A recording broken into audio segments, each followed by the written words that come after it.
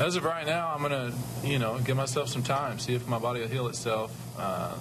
Like Ruben said, we've tried that twice and it didn't work. So, it's fairly likely that it'll remain the same. So, as we get closer to the threshold of being able to have the surgery or not to make it for next year, as we get closer to that, I'll have a decision to make, and obviously we'll know a lot more at that point.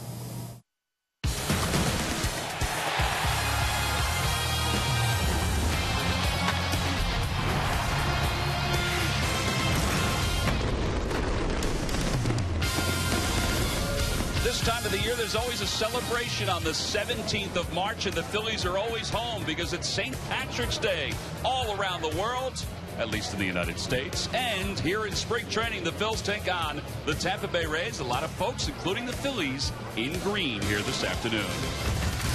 Hi, everybody. I'm Tom McCarthy, joined by Matt Stairs. Greg Murphy will be along in just a little bit. A lot of Irish on the telecast. We promise that these shirts are green. They're dark green, but we promise that we are celebrating with everybody else here this afternoon. Yesterday, not a whole lot of celebration with the announcement of Cliff Lee being shut down, put on the 60-day DL. I think we all anticipated it was probably going to happen. It's just very difficult to think that he may not pitch this year for the Phils. Well, it is, and it takes a hit to the starting rotation, especially when you figure he was going to be the one or two guy. Had a good offseason. We thought coming into spring training the elbow was doing pretty good, but all of a sudden he had the setback. The big question is now is how long do they wait before they have to go with the surgery if that's the next step? But it definitely is a big hit, but other guys have to step up now. Yeah, he was very solemn yesterday, as you heard in that press conference. Speaking of guys that have to step up, today's starter, David Buchanan, he's one of those guys that now has to step up. Well, David came in this season in spring training thinking he's going to fight for that 5 spot. It's very important now that he goes out and he keeps on working on the things that he learned from last year. First pitch strikes, getting the ball down the zone, using that great changeup. Getting this team in deep and so the bullpen can take over the 6th or 7th inning, which he did a nice job last year. He's one of those guys that has to control the running game as well. A lot of good things come out of him, and he's very, very upbeat. He knows he wants to pitch every day, which is nice. Yeah, Bob McClure told us before spring training that he has a great filter of learning, which is a pretty good thing for a young pitcher. And speaking of Bob McClure, here's more of what he thinks of David Buchanan.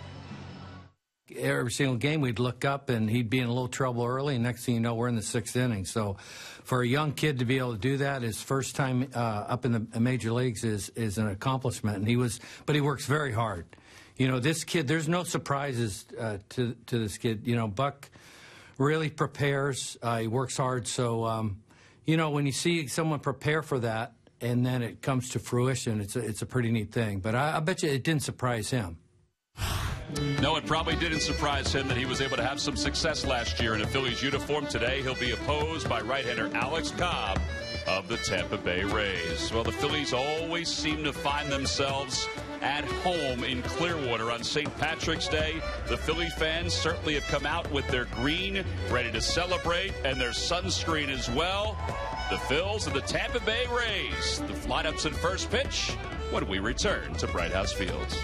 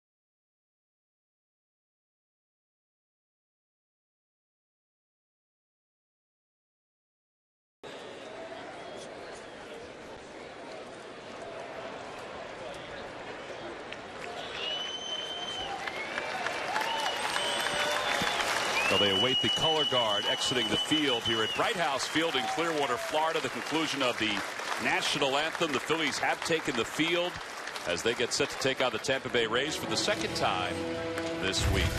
These are the U.S. Special Operations Para Commandos who came in about 45 minutes or so ago. They had perfect weather. They were dropping at 120 miles per hour. They had a GoPro on the top of one of the helmets there. You can see it right there.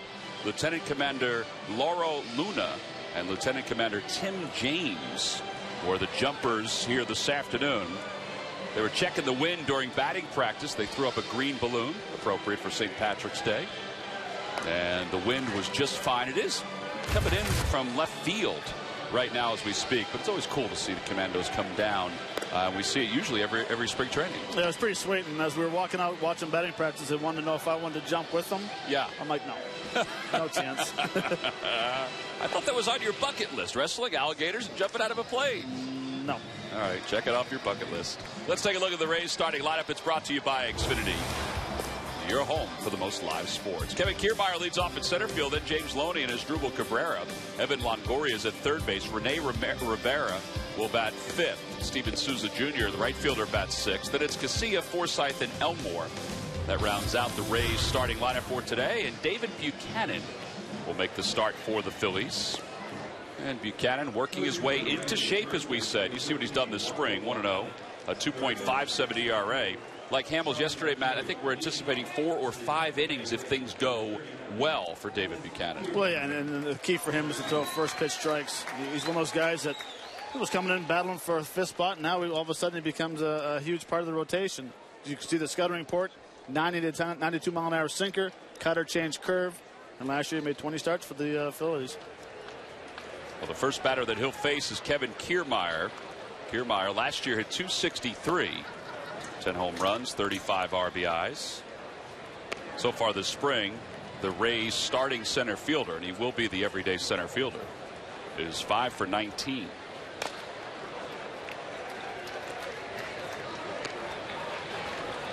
fact, the outfield for the Rays that is out here today was supposed to have Desmond Jennings in left field, and he will be the everyday left fielder. So the outfield was supposed to be the opening day outfield for the Tampa Bay Rays. 2-1 pitch. Hit foul, 2-2.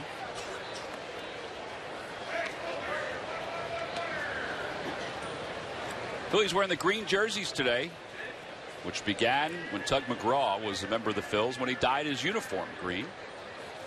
Swing and a miss, a high fastball. Not sure if he wanted to do that, but eye level, or a little higher than eye level, Kiermaier couldn't hold off. Well, it's tough, especially when you have 2 strikes. You want to protect high fastballs. A lot of hitters have a hard time laying off it. Good elevation, good strikeout, good start. So 1 away. Here's James Loney, beginning his 3rd full season with the Rays. He came over 2.5 years ago from the Los Angeles Dodgers.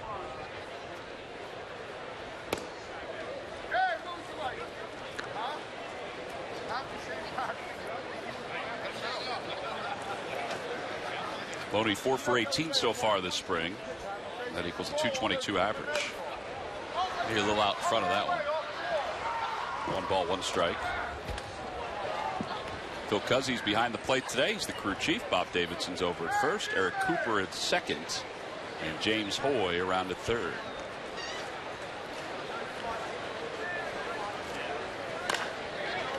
This will be the first opportunity for Cord Phelps at second base. And there are 2 outs.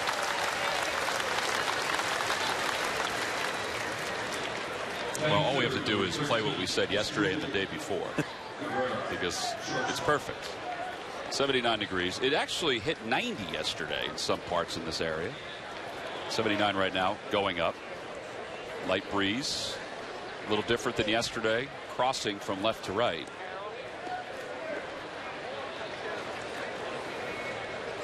Despite the perceived struggles of the Phillies, they're not struggling for attendance down here at Bright House Field.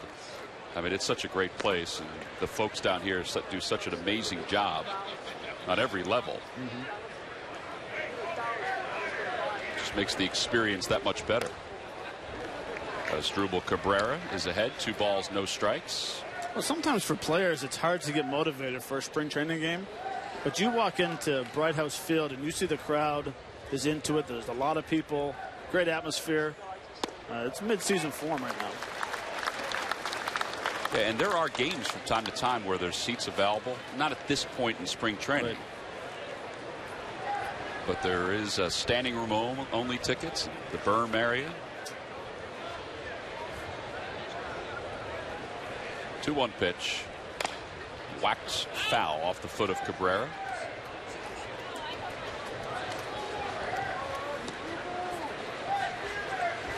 Where do you think this guy fits in, Matt? Second base or shortstop?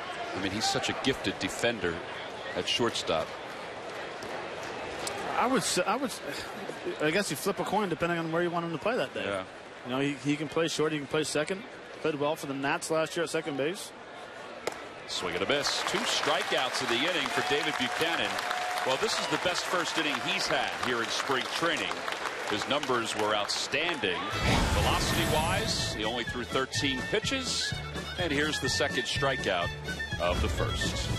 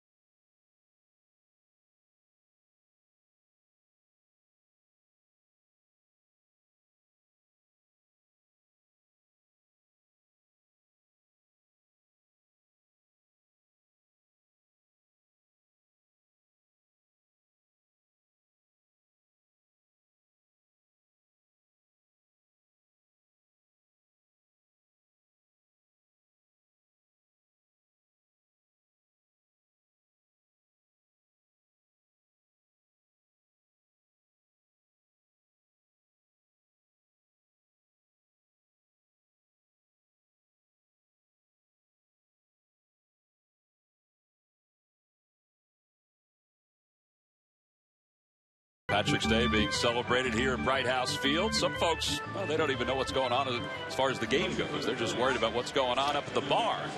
We'll go to the bottom of the first. Let's take a look at the Phillies starting lineup. It's brought to you by Xfinity, your home for the most live sports. Ben Revere leads it off in center field, then Freddie Galvis and Chase Utley.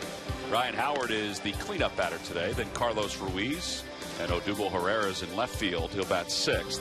Court Phelps will bat 7th, Jordan Danks 8th, and Michael Franco will bat 9th. I almost said Franco. That's okay. I almost said Franco.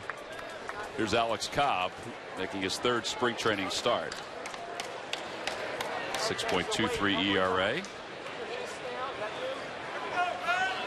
Saw the other day Chris Archer. He was dominant for the Rays. Yeah, and this kid here has very good stuff as well. Not very overpowering. 86 to 92 mile an hour fastball. 4-pitch pitcher, but he has that little pause in his delivery. First pitch to Ben Revere is taken high. It's 1 ball and no strikes.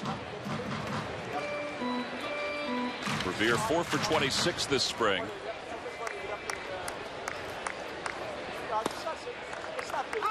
Boy, that is an accentuated pause. It is. For some reason, I didn't recall that that's the way he threw, but he holds it.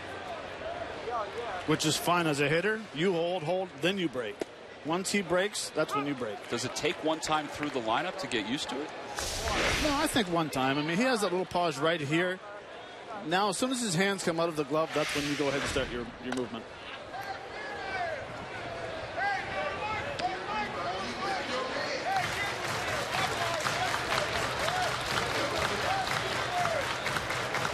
Ben last year finished 5th in the National League in hitting at 306, tied for 1st in hits with 184. He's off to a slow start this spring. And it's 2 balls and 2 strikes. But I will say this spring training, he has been working the count a lot better than he has in the past. Loops Rips that one out towards center field. Kiermaier started back. He comes in and he dives and makes the catch. That was an excellent recovery. And one out here in the first. Ben has the big hack, but kind of gets jammed a little bit. Throws a little bit, but nice recovery and makes a very nice play right there. Concentration. Full layout, nice catch.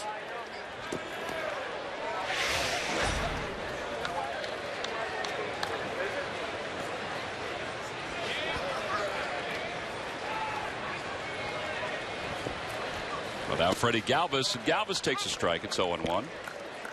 Galvis has got his spring training average up to 300.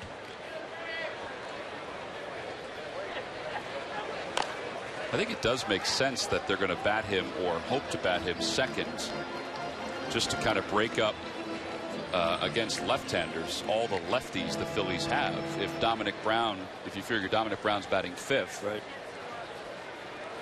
Utley, third, Howard fourth, Brown fifth, Revere leading it off. To the right side, Alexi Casilla. There are 2 outs.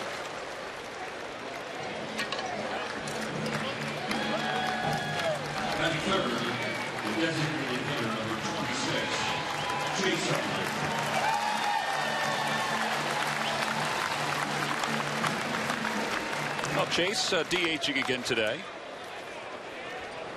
4 for 8 so far in 3 games.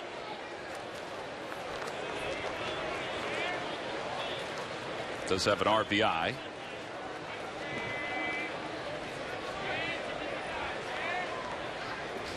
Breaking ball in there, 0-1. It's kind of mixing in the Oakland A's cleats, a little white and green. I don't think I've ever seen that on a Chase. Wow, he's buying into it.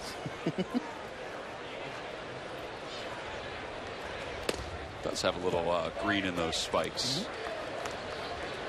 Like it. It's a clean look. Looks fast. I watched him warming up and I was like, man, Chase looks quick. Is it the whites? It's the shoes. White. Yeah, Billy White Shoes Johnson would be proud. 1 ball, 1 strike to Utley. Ground ball first base, and James Loney. Good feed, easy inning for Alex Cobb. Well, very different first inning than yesterday. We'll go to the second. It's scoreless.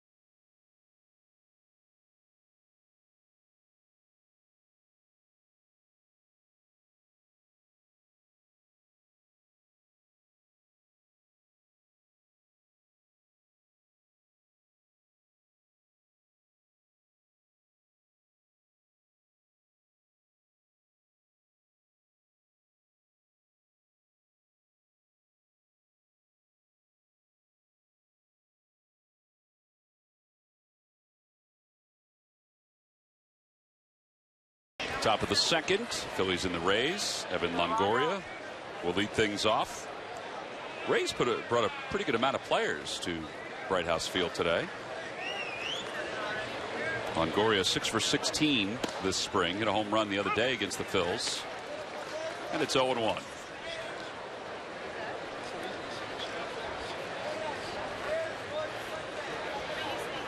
Oh, 2. I think a lot has to do with it that they'll be playing the Phillies this year within their league play. They want to check out the starting rotation, guys out of the bullpen. Yeah, why not? It's a beautiful day in Florida. What else are you going to do? It's an excellent point. I never even thought about that. They are going to face the Phillies this year.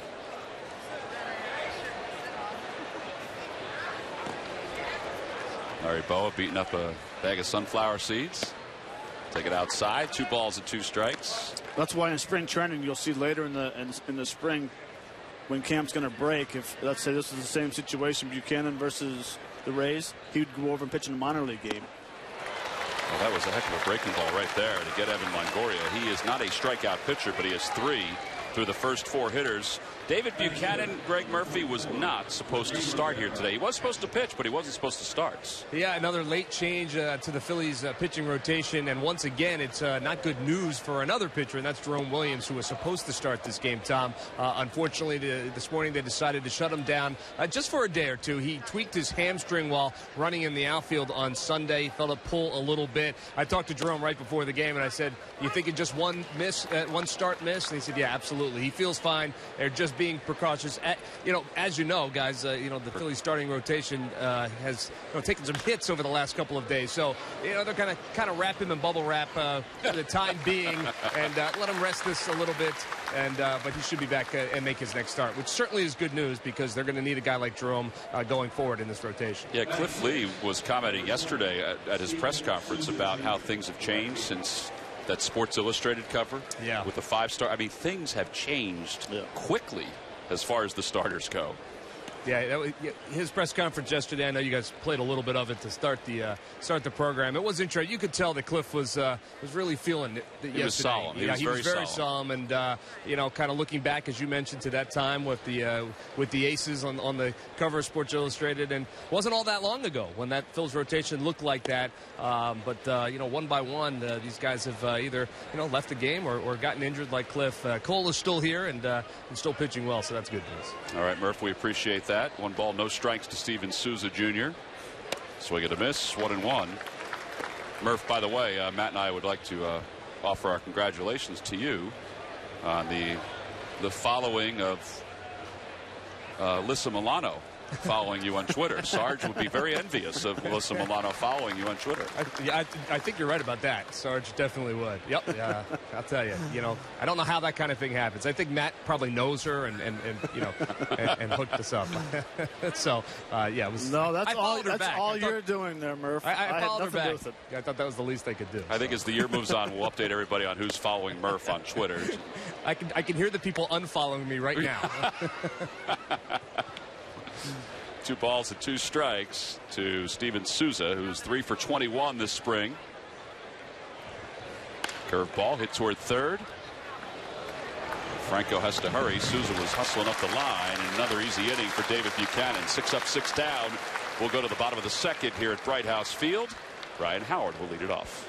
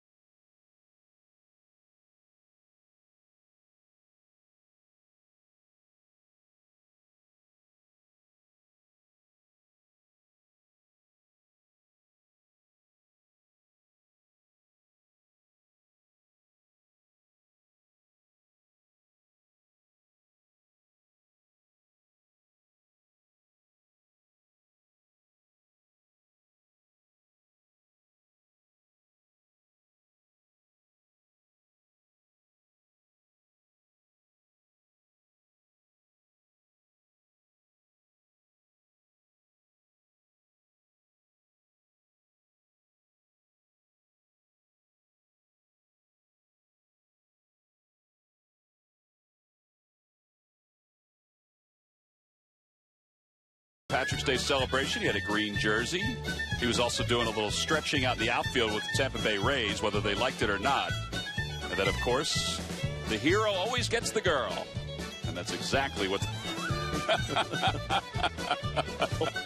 That's exactly what the Fanatic did.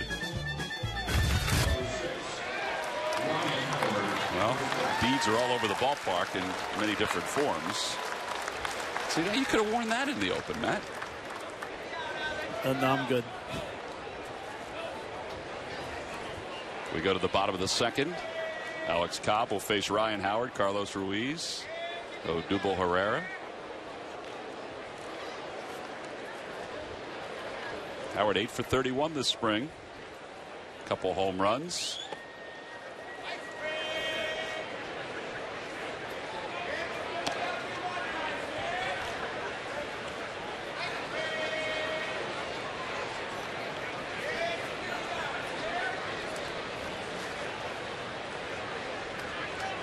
That one's pulled down the right field line. That is a foul ball. It's been doing a lot of that, though. Am I wrong? Is that not a good sign? That's a good sign. Very good sign. I had a nice chat with him today during batting practice, and we were talking about yesterday when you get the RBI base hit to right field after fouling the ball off his back foot. I said, last year, where would you have hit that ball? He goes, ground ball to first. I would have topped it. He says, but I guarantee the one you were happy with was the one he hit about 450 feet foul, way out of play. I like that. He did too. Yeah. Swing and a miss. So 1-2.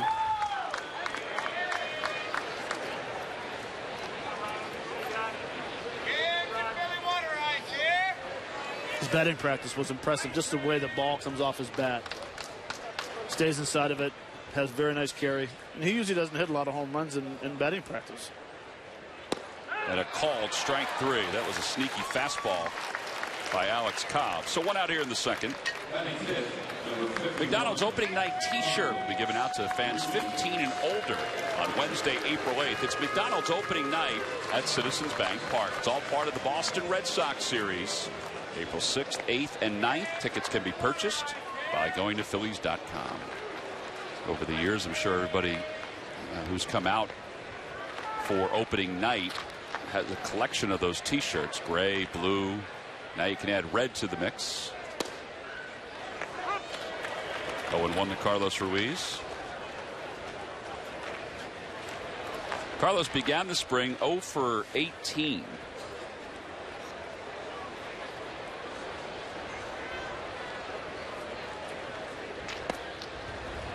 But he said he feels a lot better at the plate over the last couple of days. He's what, 2 for his last 5?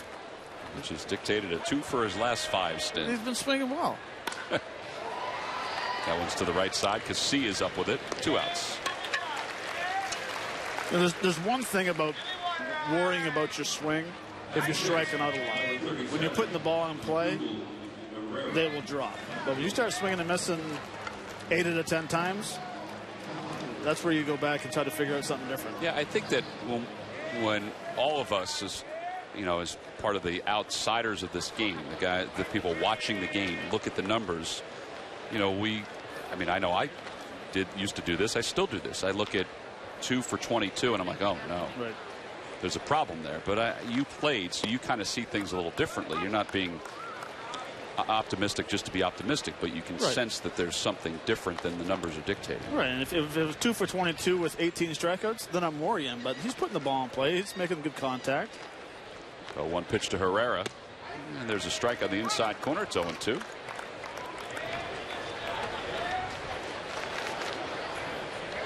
Herrera playing left field today. He's played a little center field. He played second base.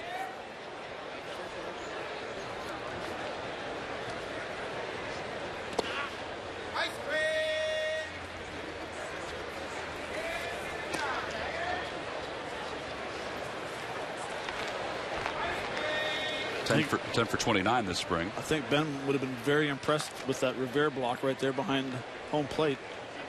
Just the technique behind backhand. it.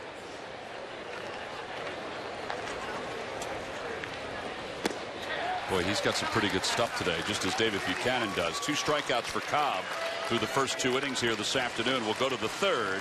The Rays and the Phillies scoreless.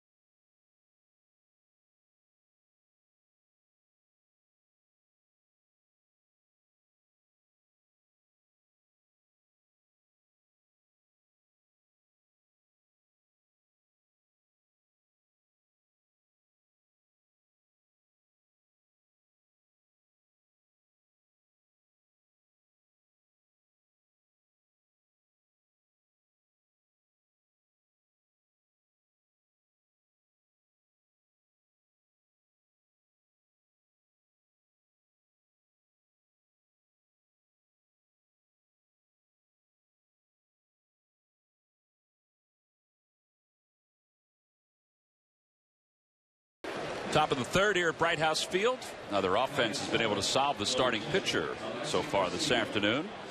David Buchanan will face Alexi Casilla, Logan Forsythe, and Jake Elmore. First inning, David did not throw a lot of first pitch strikes. In fact, he didn't throw any. Second inning, he was a little bit better with throwing those first pitch strikes. Hasn't hurt him yet. He's got a couple ground balls on curved balls over to third. 25 pitches as he begins the third inning. And there is a first pitch strike. With an 88-mile-an-hour nasty cutter.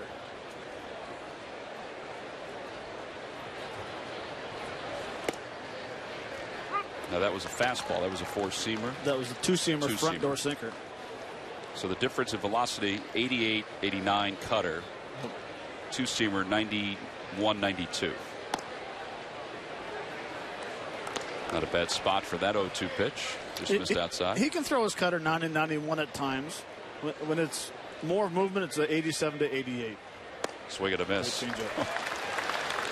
guess that's really the pitch that he's thrown the most. I said curveball before, but I think it's changeup. That's 4 strikeouts. Well, what I like is the pitches prior. He threw the cutter inside. He threw the fastball inside. Hitters start to cheat inside because they don't want to get beat in there. Now all of a sudden you pull the string, throw a nice changeup.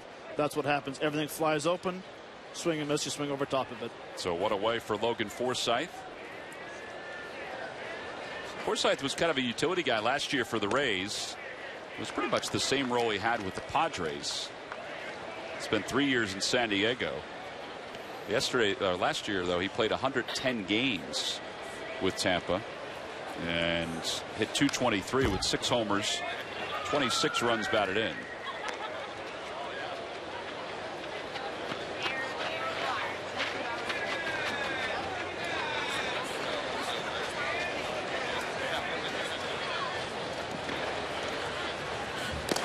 Foul tip held on to by Ruiz. When did he turn into Nolan Ryan? That's 5 strikeouts. As number 1 seeded Villanova gets ready to dance, we'll look at their opponent, Lafayette, and the bracket ahead. Plus, we'll break down the chances to advance. Before you finalize your bracket, watch March to the Net tonight at 6:30 on Comcast Sportsnet.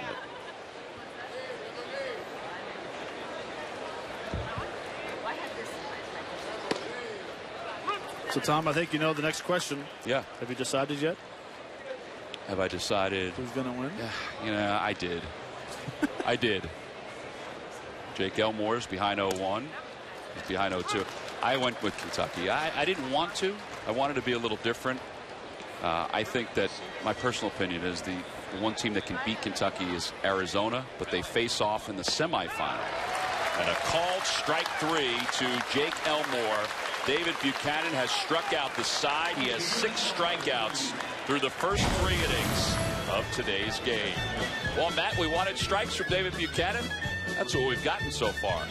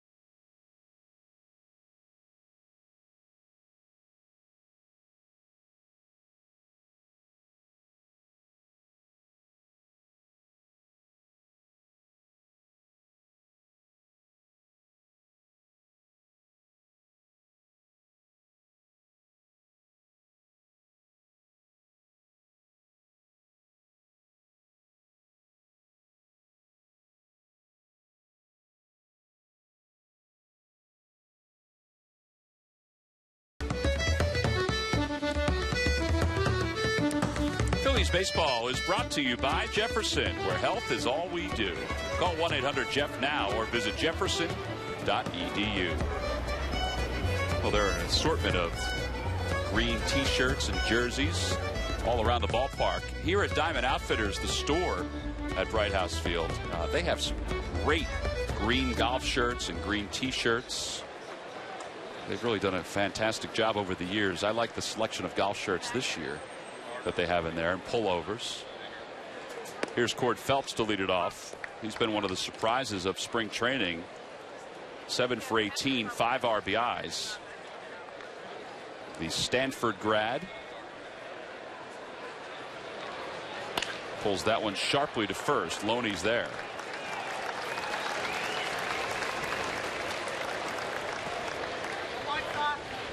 And one out for Jordan Danks. Number 15, Jordan Danks, right field.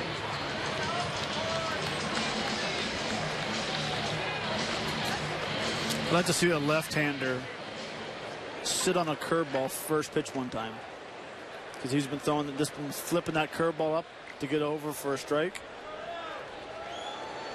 I don't know if he'll do it here or not, but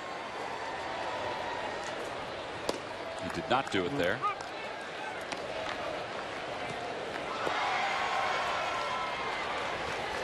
He did to Herrera, Utley, Phelps. Swing and a miss. And it's 0-2 to Jordan Danks. 2 for 13 so far this spring. Cobb last year won 10 games for the Rays. The year before 11. The year before that 11. 27-year-old out of Vero Beach, Florida. Former 4th round selection by Tampa. Did he hurt himself or he just slipped? Oh, he slipped. He just waved off the athletic trainer and Jim Hickey.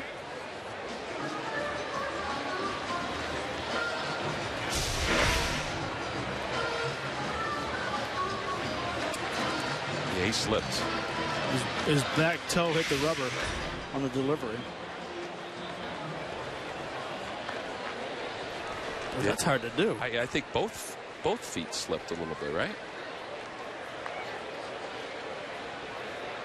Swing and a miss. Didn't seem to bother him. He has 3 strikeouts, 2 outs here in the 3rd. Hatfield Phillies Frank's Dollar Dog Nights are always popular at Citizens Bank Park, and the first one, mark it down, is Thursday, April 9th at 7:05 when the Boston Red Sox are in town. What are your tickets for the first Hatfield Philly Frank Dollar Dog Night? And when you go to Phillies.com, you can check out the promotion schedule.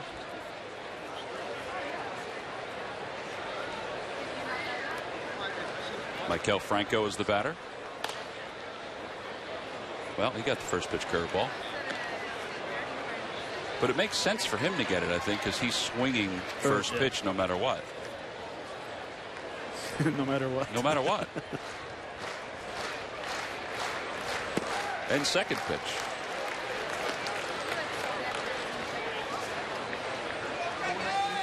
That second pitch is like a BP fastball. Not a big difference. 5 miles an hour. 87 compared to he's topped out at 93 today.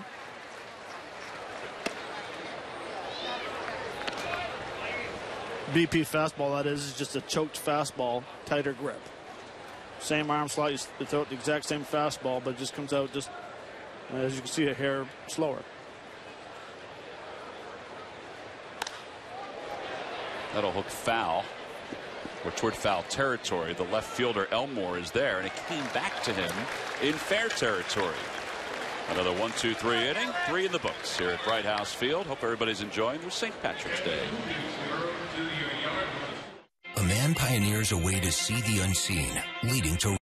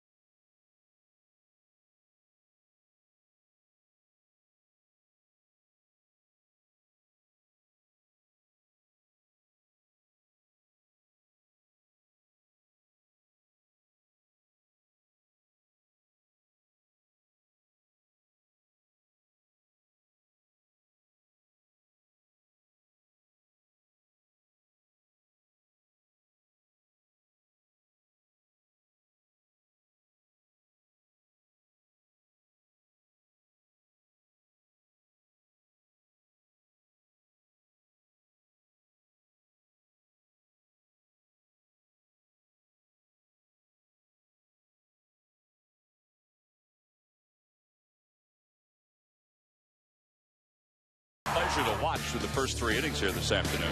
He really has. He's throwing strikes, elevating fastball, another nice two-seamer, nice changeup right here, followed with another nice changeup. I mean, he's just getting in that rhythm where he's pounding the strike zone.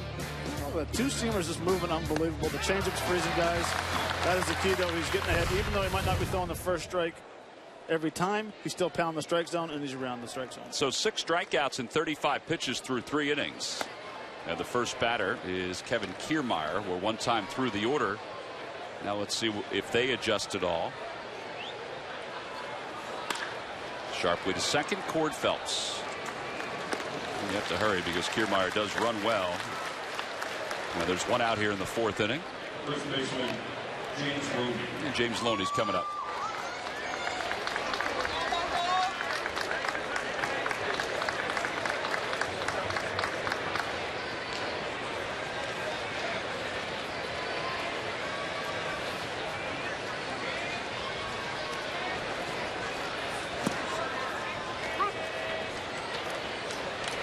So it's a 90-mile-an-hour cutter right there. You know the baseball's moving well when you got 6 punch-outs and 4 ground balls. And there's the first hit of the day for either team. It's pulled down the right field line by Loney. It gets away from Danks for a moment, but Loney will stop at second. So a 1-out double here in the 4th inning against David Buchanan. That was probably the first pitch that he elevated into the hitter's zone.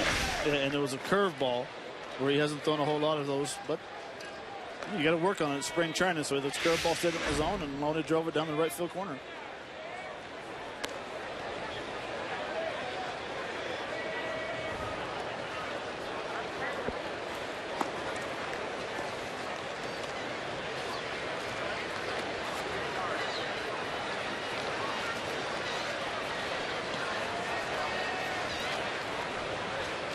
Asdrubal Cabrera, who is 0 for 1. He struck out his first time up.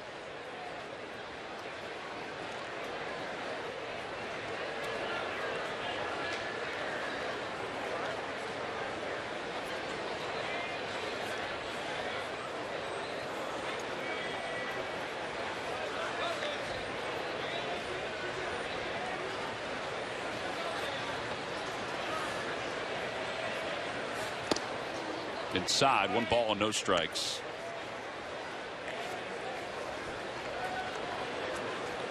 It'll be interesting this year to see how Buchanan reacts with whoever's catching him.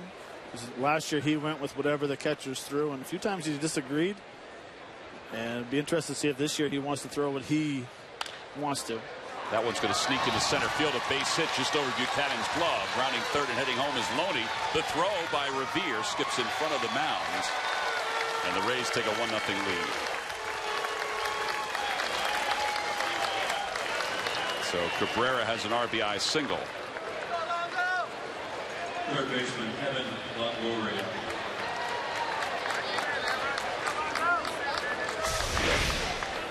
It's a game of inches, and this one just missed Buchanan's glove. I thought it was going to be pretty close because Loney kind of froze at second base.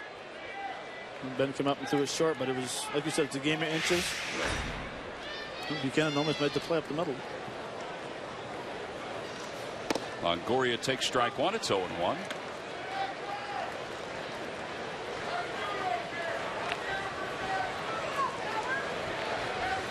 That's the first time Revere has thrown from center field.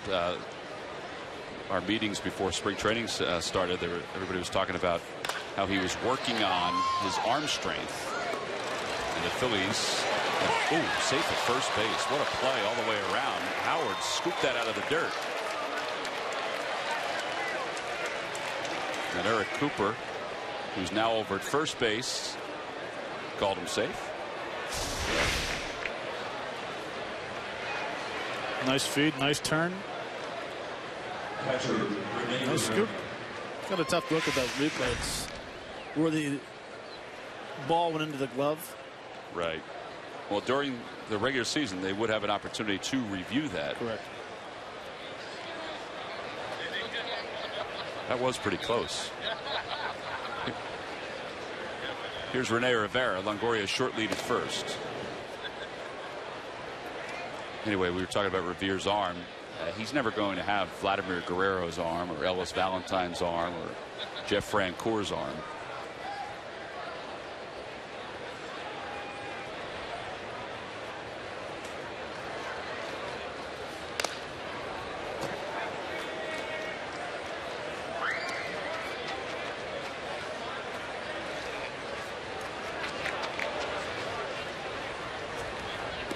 You're watching Ben in the outfield. He's practicing the exchange from the glove to the hand, and kind of talking about keeping his shoulder in a little tighter.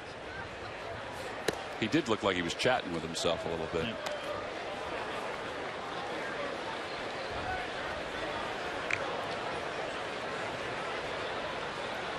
One ball and one strike to Rene Rivera over from the San Diego Padres. Pulls that one to third on one hop off the glove of Franco. He got a little lackadaisical with it.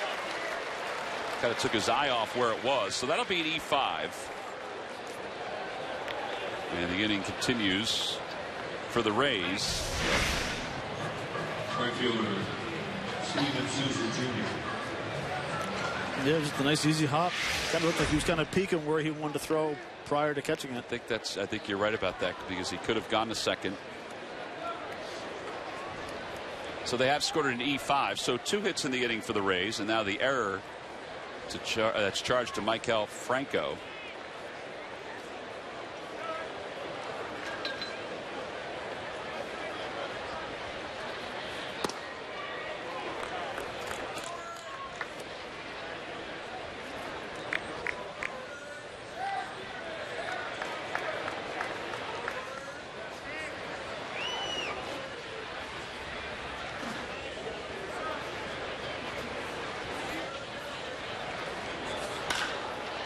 Over to Freddie Galvis, and he'll go the short way to second. The inning comes to a close.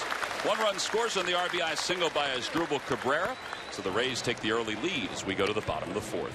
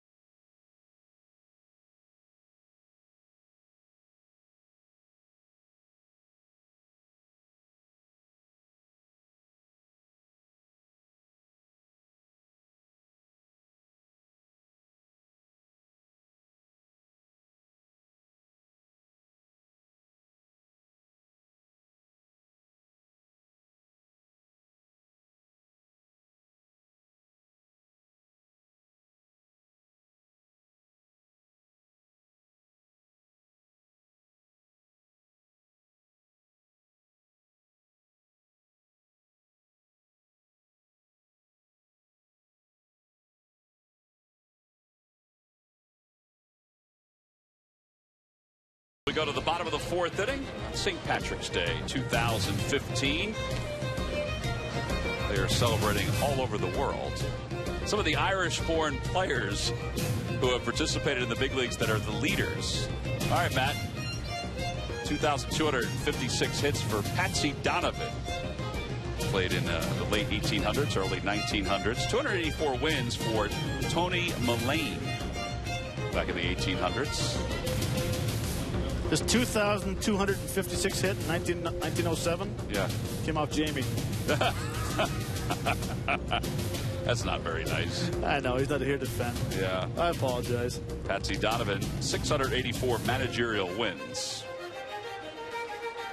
Well, as is the case all around the Delaware Valley, folks are celebrating St. Patrick's Day. They're certainly doing it here in Clearwater. I mean, the different restaurants on the beach, I mean, they have been packed the last couple of days. In fact, there's a couple of them that have their own tents outside of the restaurants, and bands playing and stuff. And Little celebration.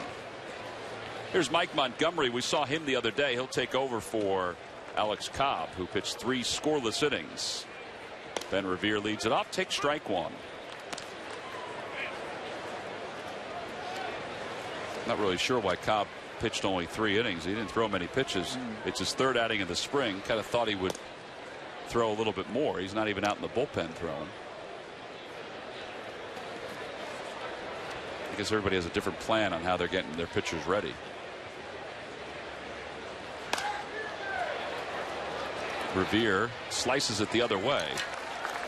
And making the catch is Elmore. Now, he did slip on that 1 pitch in the 3rd. Maybe as a precaution, he may have felt something. They figured out, let's shut him down.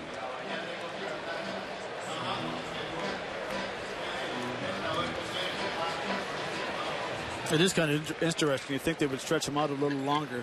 4 innings, maybe 5. Absolutely. This is Mike Montgomery's 4th outing. He pitched against the Phillies on the 13th, and he allowed no hits in 1 inning of work.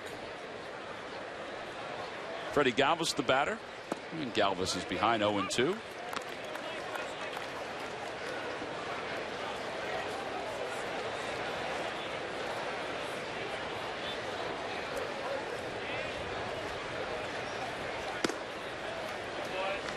Looks like David Buchanan may be done after 4 innings. Philippe Almont is throwing again in the bullpen. He was throwing before.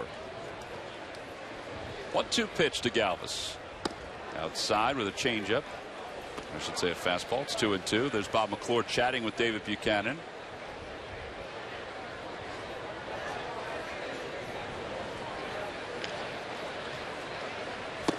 Well, that was a changeup, and it was a good one. 2 outs.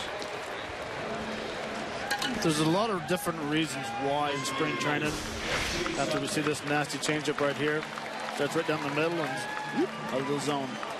A lot of things though. He's facing 2 lefties out of 3 hitters here. Might want to see how we can do fair versus left-handers. Well, that is true. There's more guys in the bullpen that need to get work.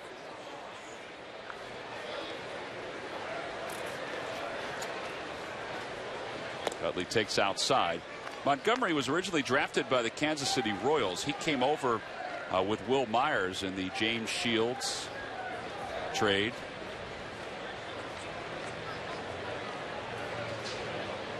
Breaking ball high.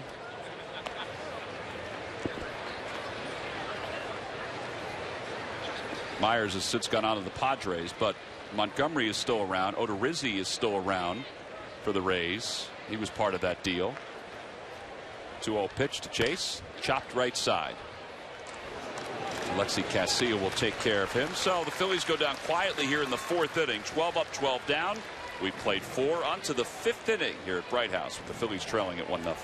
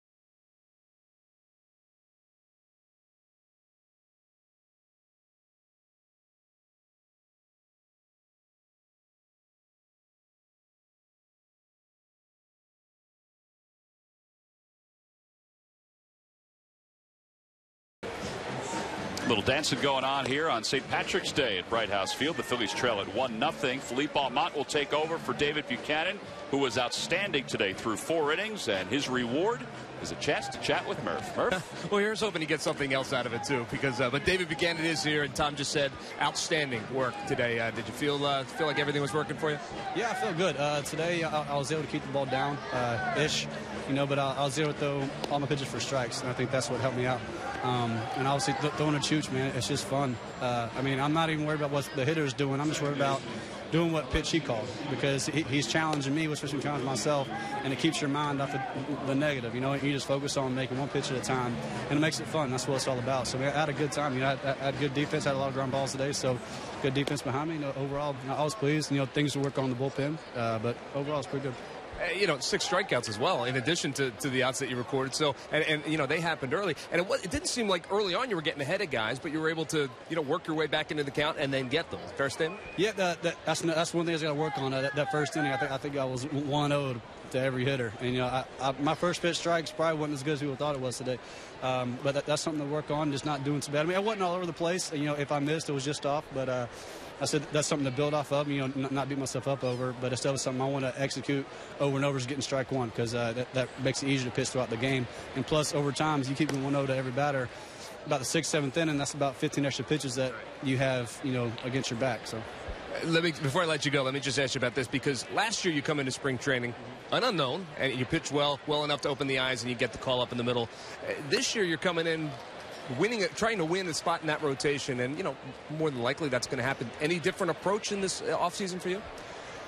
I didn't want it to be, because last year I could hear the mentality, I'm just going to do what I can, and I'll leave it all to the field. I'm going to throw what I got, and if they hit it, they hit it. And that's what I think I had success for last year, is because I was just throwing the ball over the plate and seeing what happened. I wasn't trying to do too much. First couple of games and my first couple of weeks, I was putting a little pressure on myself, trying to, I'm trying to prove that I do belong here, this, that, and the other. And I think that got to me a little bit. And once I finally said, forget that. I'm just going to go there. I'm going to throw strikes. I'm going to pitch my game. I'm not going to try to do too much. And I think, that kind of got to my head a little bit, but I'm really not trying to figure that out, because I know nothing's guaranteed. I don't have any guaranteed spots, so I'm trying to earn it, and that's just what I'm going to try to do out there, every time I go out for every 5 days, and just try to build off what I did last year, but not try to compare myself, because last year I was, I had a lot of sisters spring training, and I told Mac, my first couple of outings, I was upset because they weren't as good as last year, but I got to realize that's baseball. Some days you're going to have, some days you're not. So it's something to build off of, and, I'm trying to just keep staying consistent. You certainly did that today. 13 pitches or less in each of your innings today. No 3-ball counts as well. All good news for David Buchanan. Tom, we'll send it back to you. All right, Murph, thank you very much. 9 of 15 first pitch strikes for David Buchanan. As he said, the first inning he didn't do that, so he really did recover. Philippe Almont is ahead of Logan Forsythe. No balls and 2 strikes. Almont, his ERA 4.91, but that's because of his first outing. 2 earned runs in an inning of work. Since that time, 2 2/3 scoreless. He got the first out on the fly ball to left to Herrera. That one sweeps outside.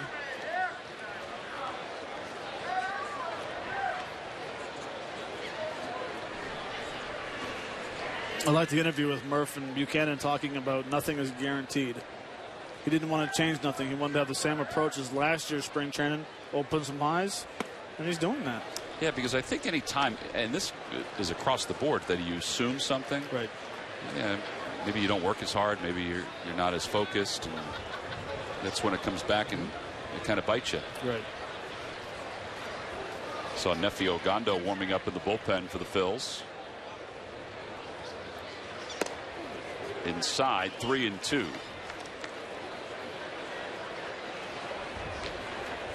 .96 on that fastball from Philippe Almont.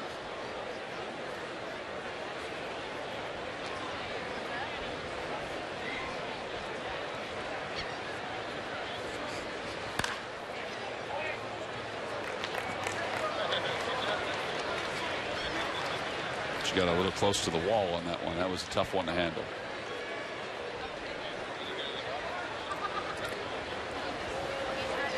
Fan interference on that second one.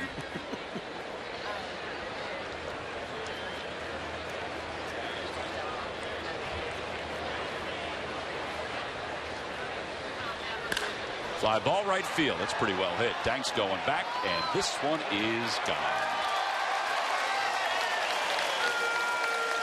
First home run of the spring for Logan Forsythe, and it's now 2-0. Rays on top. I don't want to guess that that was a fly ball that just carried out of the ballpark, because it sounded like he got it pretty good. The wind is going out toward right field. Well, he hit it well. I mean, he hit it out front, hit the nice high elevation swing. The wind did help with some of the right field, but I mean, he hit that ball pretty good. All right, so 2-0 Rays. Here's Jake Elmore. He takes a strike on the inside corner. It's 0-1 to him. He struck out his first time up.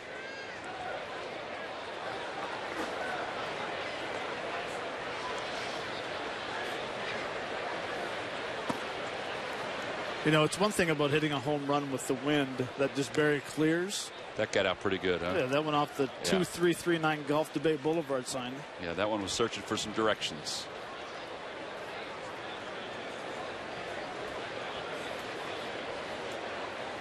Back toward the middle, and Almont's got it.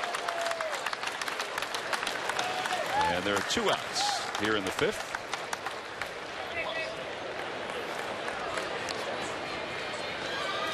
And now Kevin Kiermaier is coming up.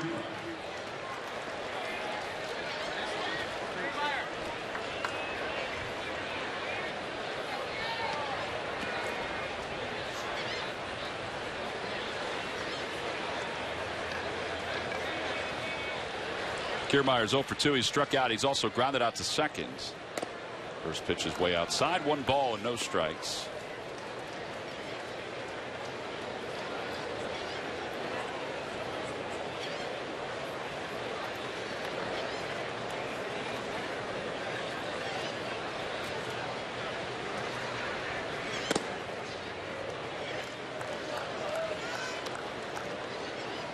How do you harness 97? How do you harness it? I don't know. I mean, he's got all the stuff.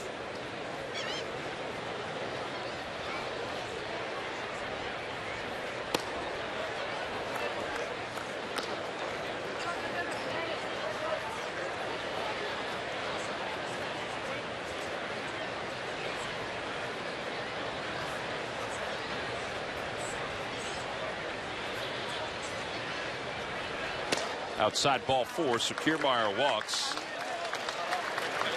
And that'll bring Loney to the plate. I would think you have to keep an eye on Kiermaier. He does have good speed, even though he only stole 5 bases last year in the big leagues. As Bob McClure continues to chart the work of Philippe Almont. Well, I will say this: when you're facing a guy that throws 3/4 fastball, you tend to look out over the plate. And to have success as a left-hander, have success right now, he needs to pitch inside the left-handers, I believe. Because that's just the tendency. The ball is going to go away from you. Now, all of a sudden, if you can start the baseball inside farther, for starting with a ball, then bring it back inside, we always talk about how it opens up the home plate for pitchers.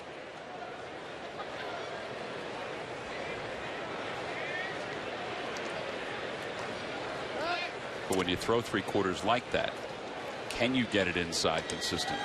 No. I don't. I mean, you can, I guess. Some guys can. Yeah.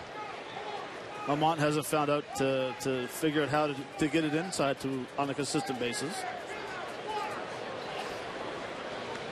1 ball, no strikes to James Loney, who's doubled his last time up, and he slices that one foul. And it's 1-1.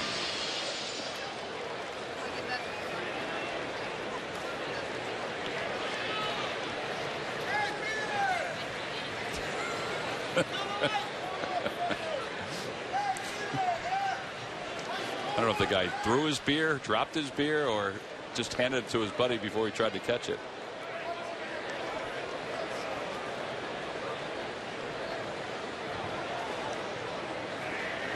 And it's a slicer out toward left field, a base hit for Loney. He's got 2 hits today. And that'll put runners on first and second. And Asdrubal Cabrera will be the batter. Carlos Ruiz is going to go out and chat with Philippe Almont. a very quick conversation. He went halfway toward the mound. MLB.TV Premium, the #1 live streaming sports service, is now available. Join the millions of subscribers. Watch every out-of-market game live in true HD on over 400 devices. Visit MLB.TV for details.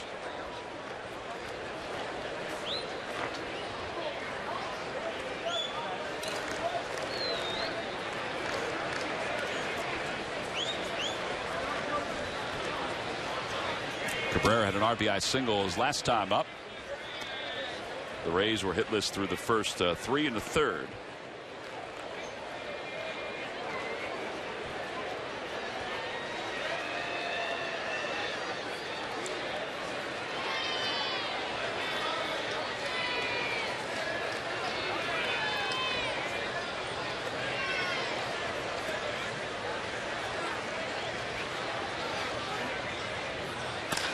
That one is going to be caught by Freddie Galvis. What a play at shortstop.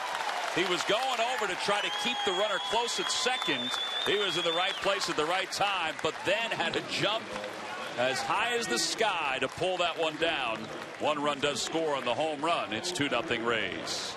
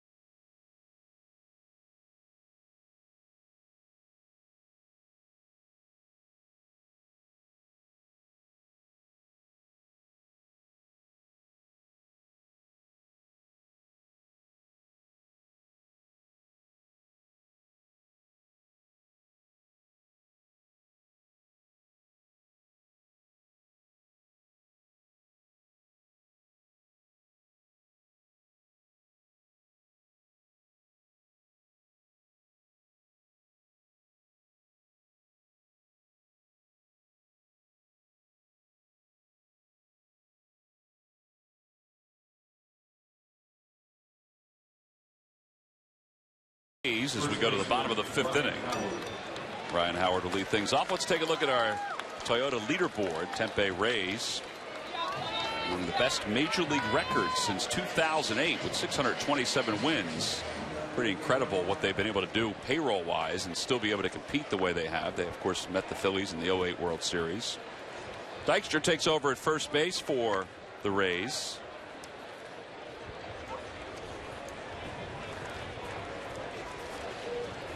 Ryan Howard takes the first pitch outside. It's 1 ball and no strikes.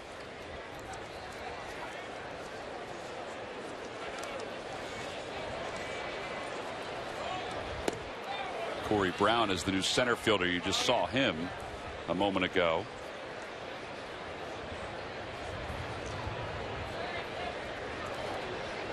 One ball, 1 strike to Howard. Struck out looking his first time up against Alex Cobb, who went just 3 innings today. And that one is hit right into the shift, hit right on the nose. Not much he can do about it. 1 out here in the 5th. Catcher, Carlos Ruiz.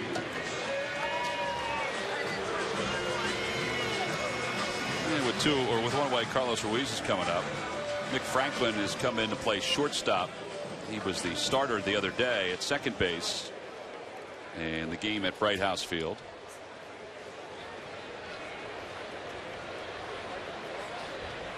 Carlos is grounded out. He's 0 for 1. Takes a changeup. Both starters were sound today. Alex Cobb threw only 33 pitches and went just 3 innings. We mentioned it was a little surprising in his 3rd spring training start. But he did stumble on the mound at one point in the 3rd, so maybe that had something to do with it. He did not allow a hit through his 3 innings, and Montgomery has picked up right where he's left off and has retired the 4 batters that he has faced.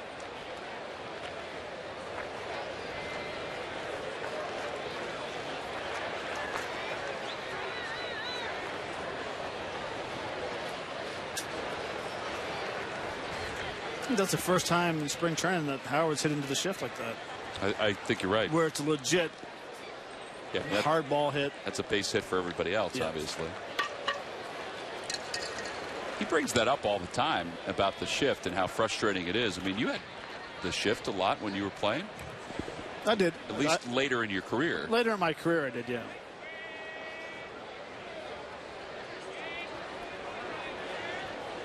It can get frustrating at times, especially when you're not swinging the bat well and you want to get one through the infield.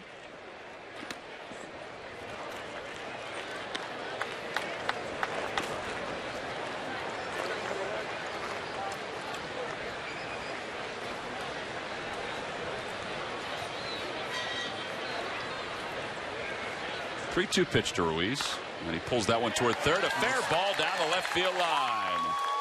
Carlos on his way to second and puts the brakes on after a wide turn. First hit of the day for the Phils. And it comes after 13 batters. He was number 14. Evan Longoria just couldn't get to it. Well, it does a nice job. It's a 3-ball, 2-strike. Throws a changeup down the zone. And we always try to say not to try to do too much to a baseball. Just make contact. Well, Chooch is out in front just a hair. But hand stayed back long enough to hit the ball inside the third baseline. So that'll bring Herrera to the plate. He struck out his first time up. One of 4 strikeouts so far for Rays pitching. Shows bunt, gets Longoria to come in.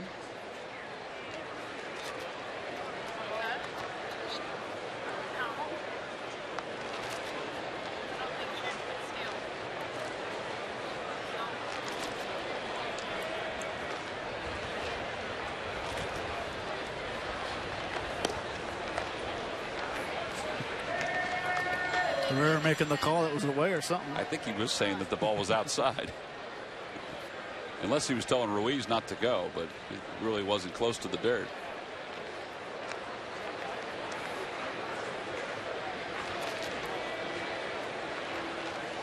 That one's pulled into right field, a base hit. So back-to-back hits for the Phils. Ruiz will stop at second. And they've got runners on first and second with 1 man down. And it'll give Cord Phelps a chance to come up batting right-handed.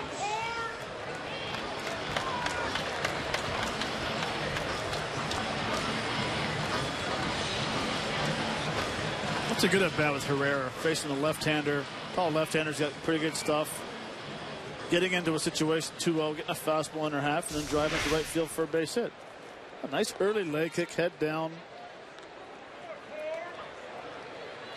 That's a high leg kick, isn't it? It is a high leg kick. It's all about timing.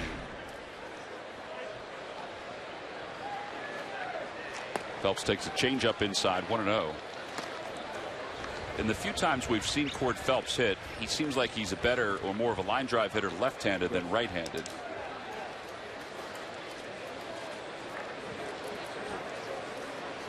He's 0 for 1 today. He's had a good spring. And he chops that one foul, and it's 1 ball and 1 strike.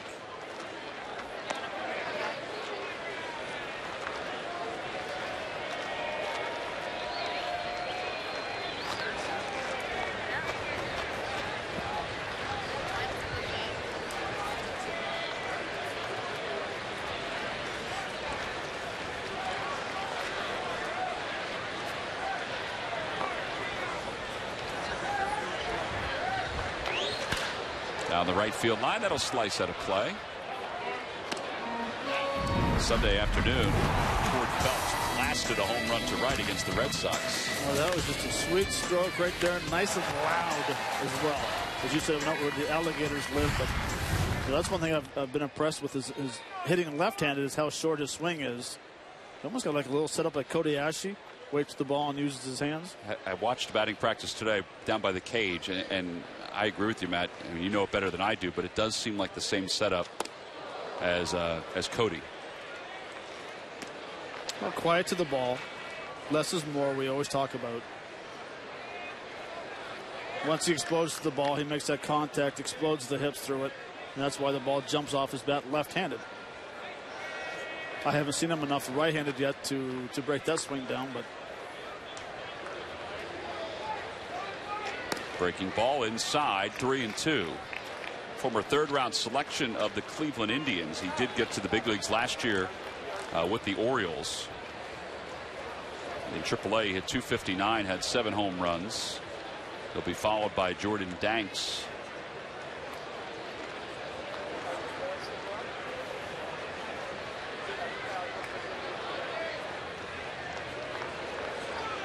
Runners go. Pitches hit foul.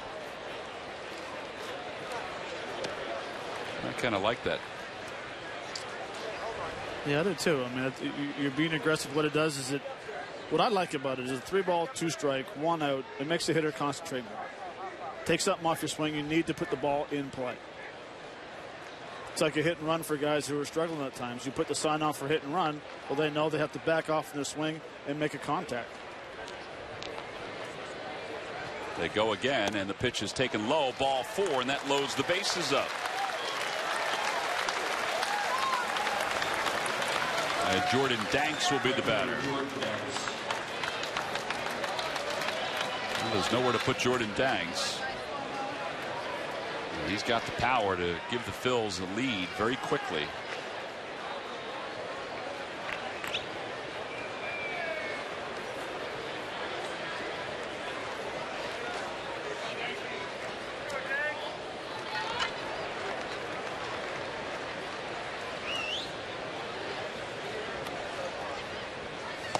First pitch is over. It's 0-1.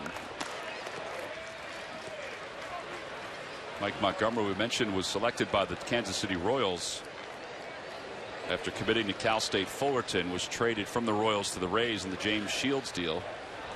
He went to the same high school as James Shields. That ball goes right through the 5-hole. Ruiz will score. It's a 1-run game. Rivera just couldn't get down quick enough. Now the Phillies have second and third with 1 out and a run across the plate.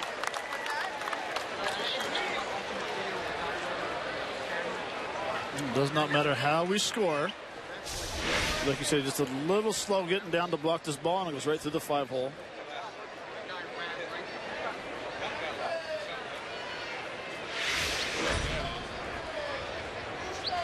So Carlos, who got the first hit of the day, scores the first run. Jordan Danks just went over and had a conversation with Pete McCannon. It's kind of interesting. Infield is in. I can't imagine he'd be squeezing.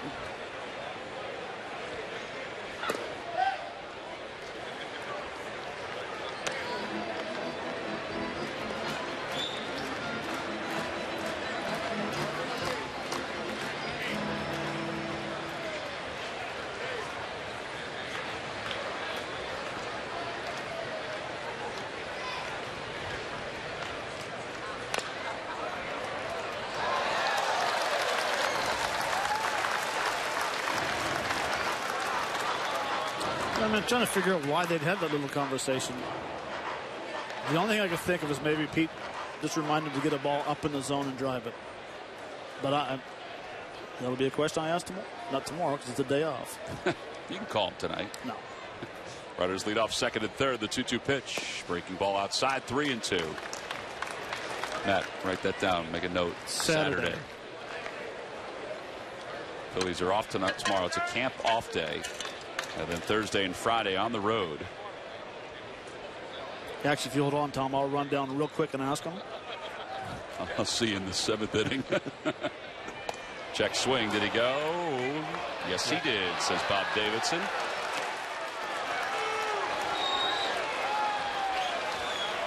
Bob had a squeeze around Herrera to punch him out, and yeah.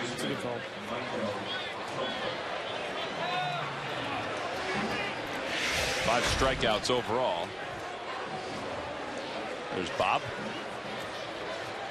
That's at a different angle as the pitcher's coming in, with Herrera leading down the line.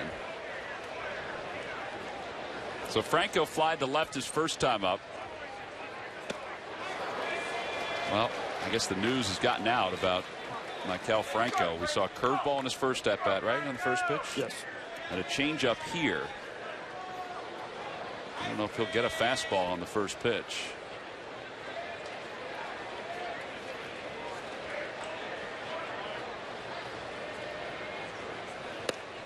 Rivera throws behind Herrera and hits him and skips into foul territory, and the Phillies will tie the game, and they may take the lead. They will.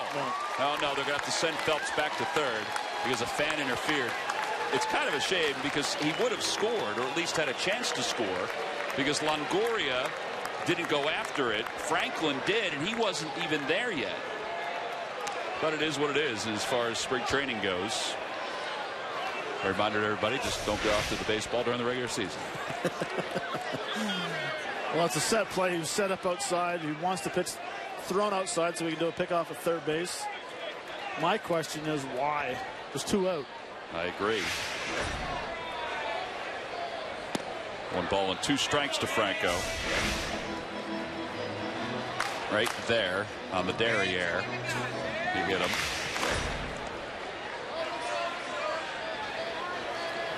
Boy, Phelps would have scored easily.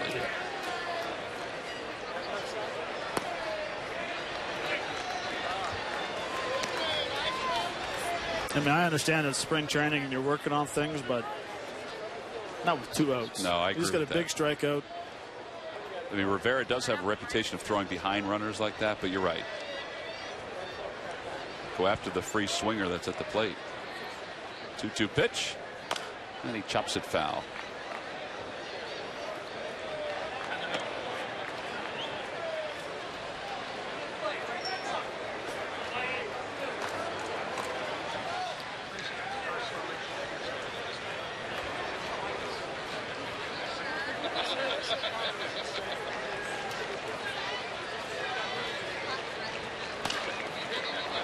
Franklin gets a nice hop, and Franco is retired. The Phillies do tie it up. They score 2 here in the 5th inning, so we've completed 5 at Bright House Field. On to the 6th inning.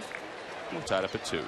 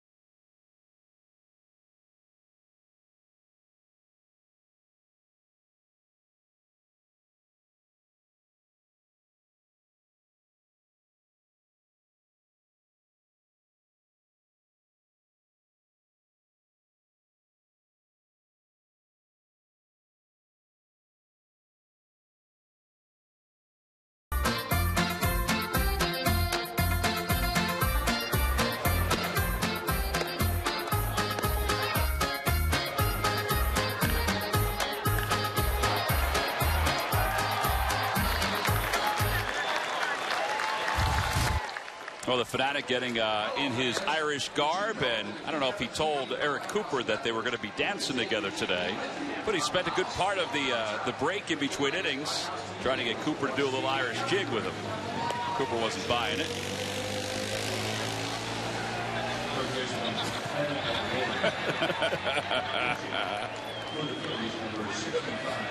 I thought maybe at one point he would at least do a little bit of a leg kick. Not Coop. Even after he goosed him? No, he's not biting. Nefi Ogando is the new pitcher for the Phillies as we go to the 6th. Ogando takes over for Armont. Those are his numbers here in spring training. hard-throwing right-hander out of the Boston Red Sox organization. 4 to third, 4 strikeouts, and he'll face Evan Longoria, Rene Rivera, and Steven Souza Jr. And Longoria swings at the first pitch, and this one is heading out toward Jordan Danks. 1 away. Rene Rivera will be the batter. Let's check in with Greg Murphy. Murph. All right, Tom, thank you very much. Odubel Herrera getting the start in left field today, guys, and that's a position that the Phils are trying to work him into because it could very well be one of the spots that he plays if he makes this team at the major league level.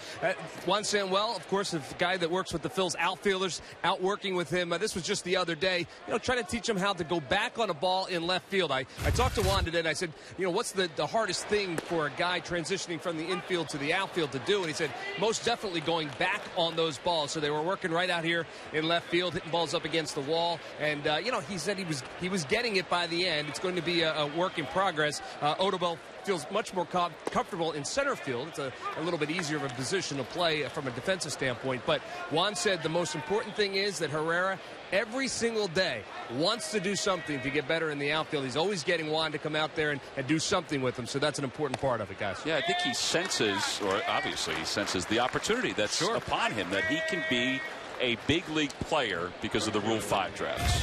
No doubt about it. Being a Rule 5 guy, the Phils are going to give him every opportunity to make this ball club. If not, they have to send him back. So, here you see in some of the video that was shot the other day. You can see this entire story on Phillies.com, by the way, with Scott Palmer. Really interesting how Juan goes about working with these guys out there in the outfield. So if you're interested in checking that out, check it out on Phillies.com. But he's a hard worker, is what Juan wanted everybody to know, and that's really important.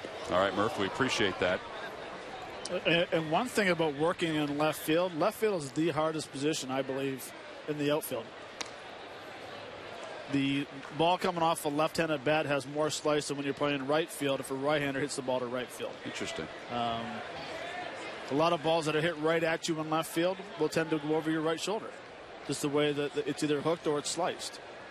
Where balls that are hit to right field stay more true in a straight line towards the right fielder. Well, I think we're seeing his athleticism, and one of the things he's trying to do is just right there. He's trying to keep himself engaged in the game and kind of moving at all times.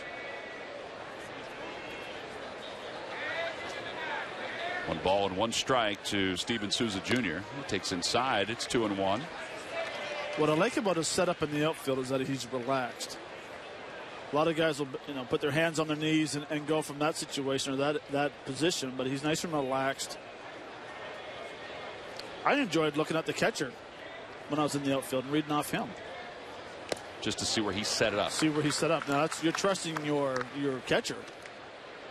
But when you're in the outfield, you can tell if they're crowding the hitter. Well, he's going to be coming in either something soft or something hard. So you may get something. I might cheat towards. If I'm playing right field, I would cheat towards the line more. 2 balls and 2 strikes. And a call. Strike 3. Solid inning for Nefi Ogando. He picks up a couple strikeouts, retires the Rays in order. We'll head to the bottom of the 6th inning with the 2 teams tied at 2.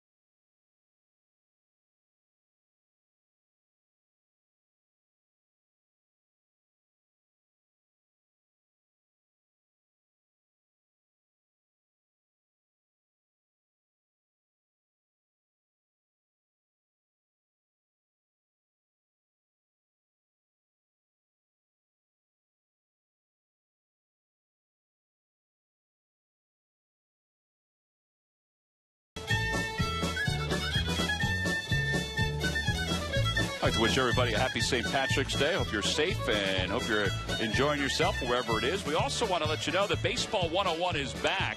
You can go to Phillies.com/Baseball101. There are 2 different occasions where you can sign up, the ladies around the Delaware Valley, for Baseball 101. It's the 4th of June, the 25th of August, and all proceeds go to Phillies charities. Interactive clinic. You get a chance to meet some of the Phillies coaches, the umpires. You get a chance to see the ballpark in all of its glory behind the scenes. A Q&A with us broadcasters, depending on the day. You can either get Scott and Larry, or you get us up here in the TV booth, or the whole Bloomin' Brady bunch. Again, Phillies.com/Baseball101 for more information.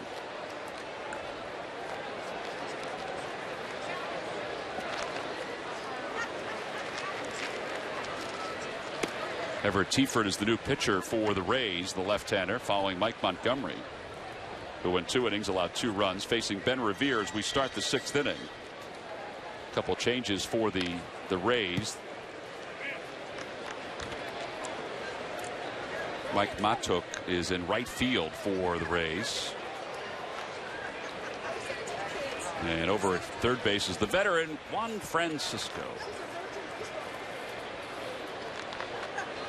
And Bobby Wilson takes over behind the plate for Rene Rivera.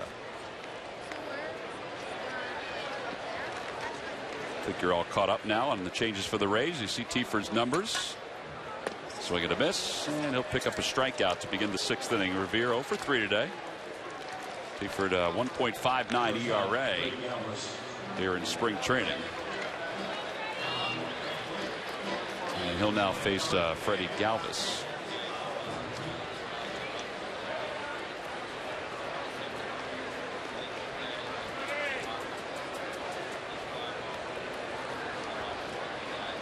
Galvis 0 for 2.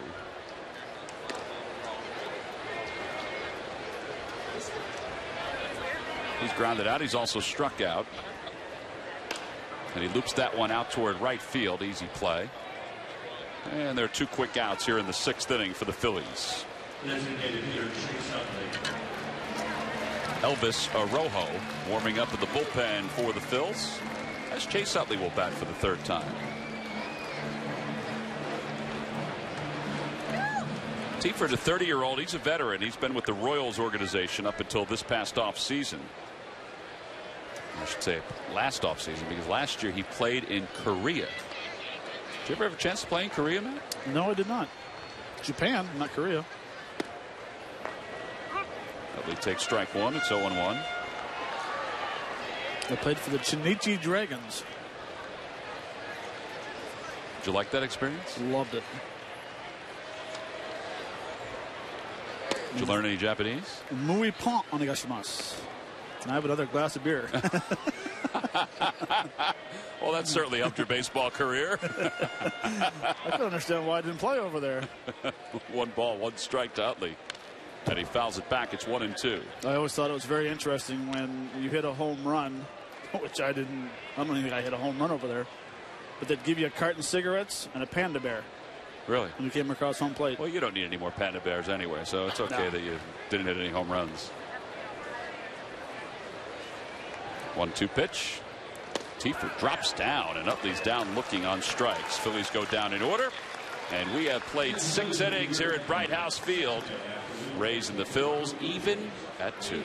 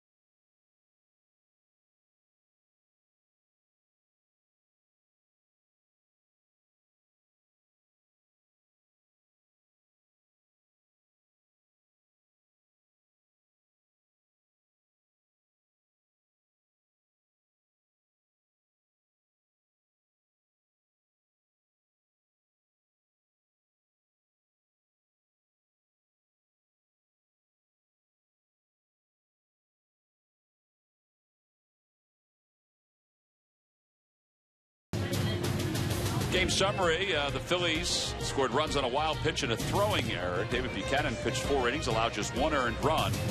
That was in his final inning of work.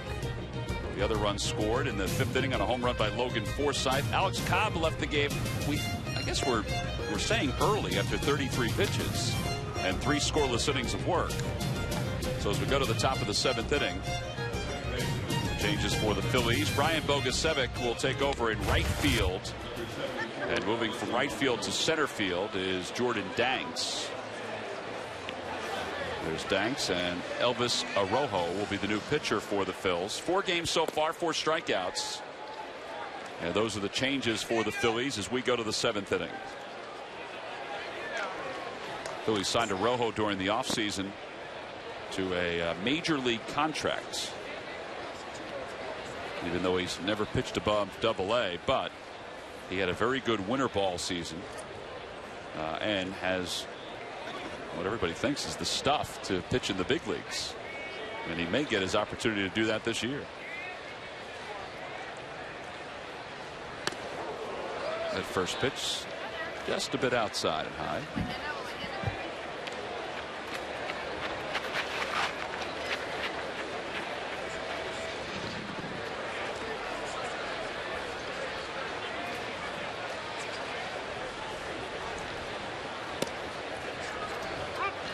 He's been consistently in the mid-90s. He's gotten about 97 on the gun a couple times. Another left-hander. Boy, just an assortment of left-handers for the Rays here today. Outside, 2-1.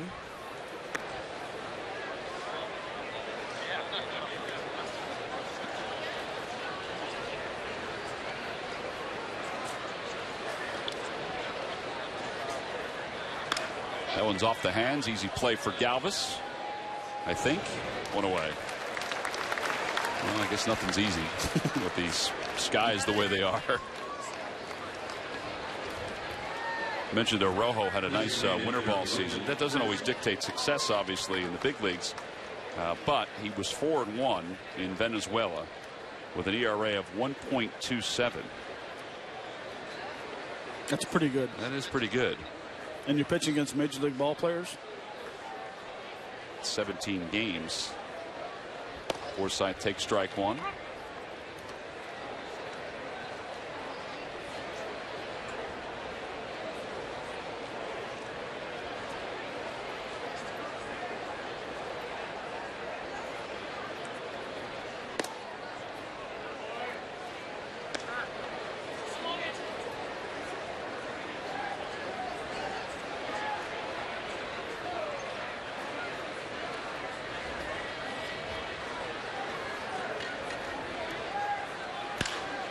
Down the right field line. Bogusevic on the run. It is gone. Logan Forsythe has just hit his 2nd home run of the day. 3-2, Tampa on top. First run allowed by Arrojo this spring.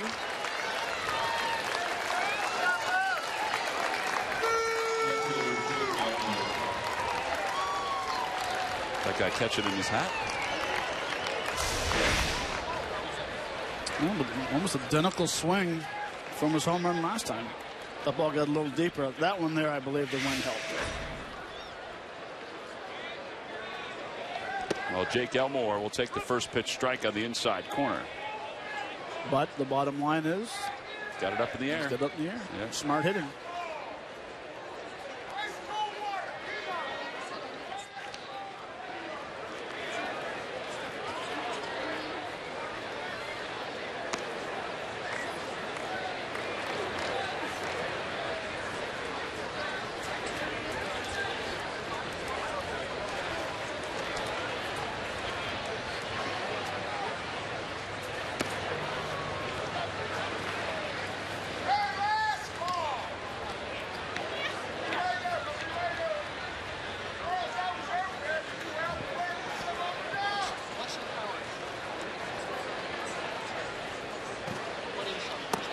Inside and low, 3-1.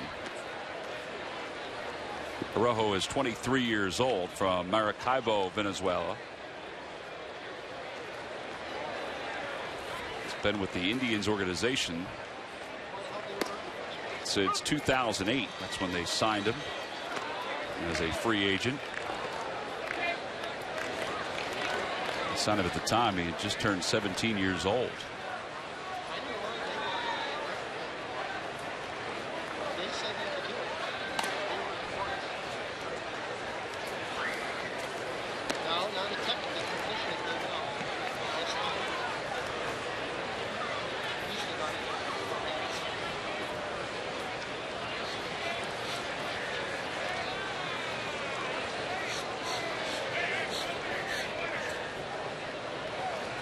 Inside, ball 4. So a base runner for the Rays after they took the lead with the home run. 30 years ago, Nova shocked the sports world by winning the NCAA men's basketball championship. Take a look back at the historic feat with legendary coach Raleigh Massimino and the players who made it happen. Watch the Sportsnet Central Special Supernova, the 85 champs, tonight at 7 on Comcast Sportsnet. Villanova, this year's edition, this year's installment, will be taking on Lafayette, Fran O'Hanlon's squad, as they open up the NCAA tournament.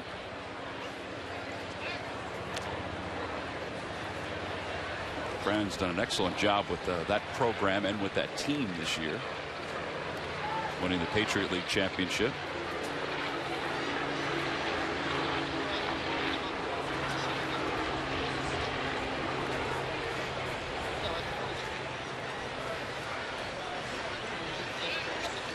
Another throw over. Corey Brown is the batter. He took over in center field for Kiermaier.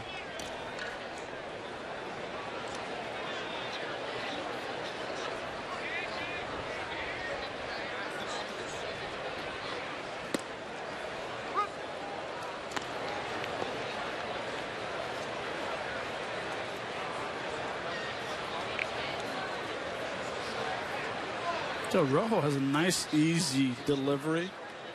Like a lot of guys that big will get the big leg kick and the big grunt and try to throw as hard as they can, but the ball comes out of his hand pretty smooth. Yeah, I wondered how he would respond after giving up his first run of the spring, because he is fighting for a big league job too. But his mechanics are exactly the same. The velocity is the same.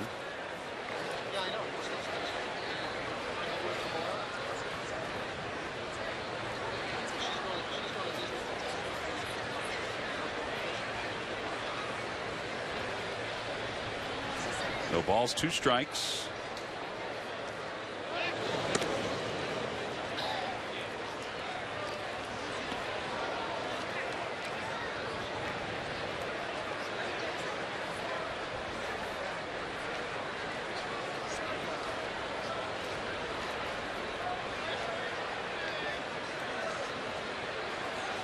On the outside corner. Boy, that was a really good pitch. 9 strikeouts today for Phillies pitching. And 2 outs here in the 7th inning. Yeah, not much you can do as a left-handed hitter facing a left-hander, throwing that hard and having that downhill plane and painting it in the corner.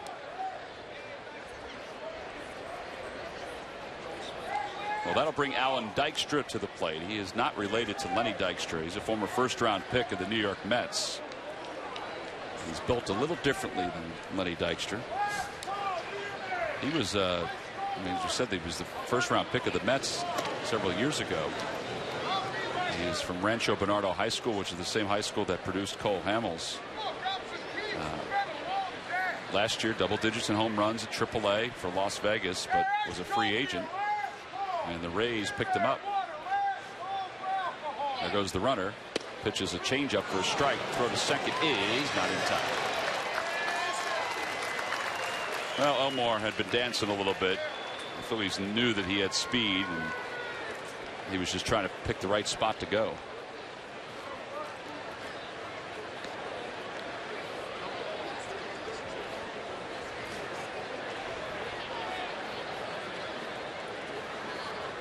No balls, 1 strike. Another good pitch.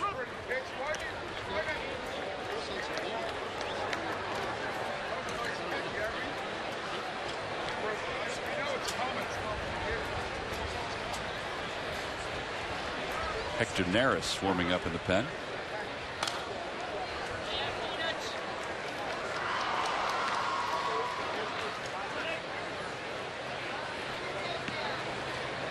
Elmore goes back to second.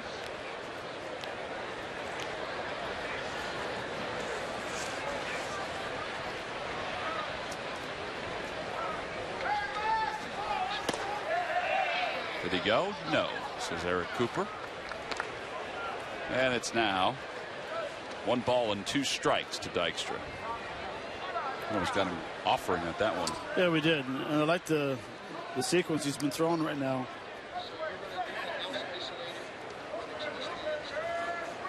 Nice. Oh, man, Phil Cousins has been calling that all day.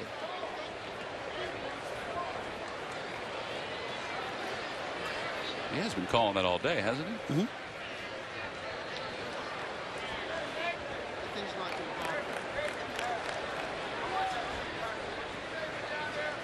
Especially when he just punched out Brown on the same pitch. Yeah. Ground ball to first. Ryan Howard will take that one. And an easy play for the Phil's first baseman. The Rays do score a run on a home run by Logan Forsythe, his second of the day, and both the opposite way. So we'll stretch here at Bright House Field with the Phillies down 3-2.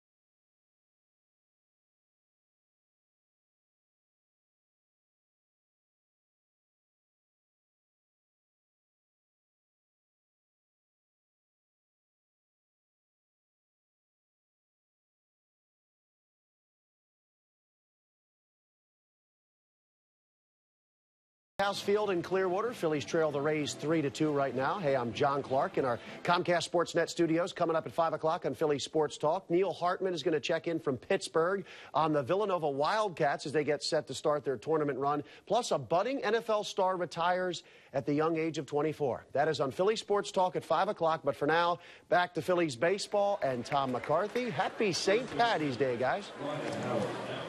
All right, John, thank you very much. Same to you. As we go to the bottom of the 7th inning, Phillies trail at 3-2. It's been a little quieter day than yesterday for the Phils. They were battered around by the Orioles. Eugenio Velez is the new second baseman for the Rays. Meanwhile, out in left field is Taylor Motter. And the new pitcher is left-hander C.J. Riefenhauser. Matt. C.J. Did spend some time last year in the big club. Was down in AAA most of the season. Ryan Howard leads it off. He grounded out into the shift his last time up. Takes outside. 1 ball, no strikes. Well, this is obviously a little crisper game than yesterday, and the Phillies have had a lot more positives today than yesterday. Although the offense has only managed 2 hits. David Buchanan was solid through 4.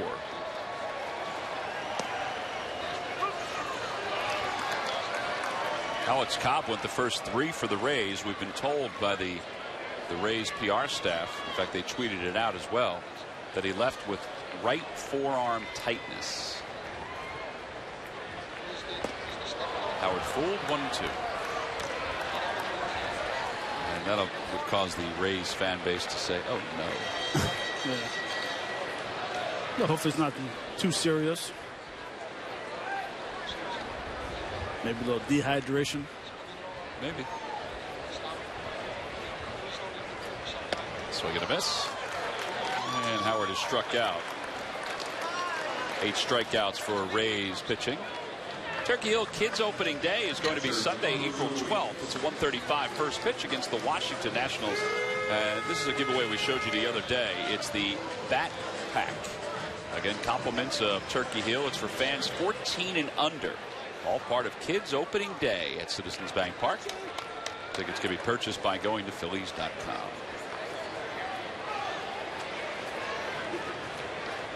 Here's Ruiz, 1 for 2. That Turkey Hill Bat Pack. Yeah, it's pretty sweet. The other day I was looking at it. It has a hook on it where you can hang it on the fences, and has there for your bats and some gloves and stuff. So it's a great giveaway. Yeah, it's certainly a timely one, as we talked about the other day. That's usually what all the kids are using around baseball and even softball. We're just trying to keep up with the times, Matt. Over to third. And Francisco's got it. And Ruiz is retired. 2 outs. And Odubel Herrera will be the batter.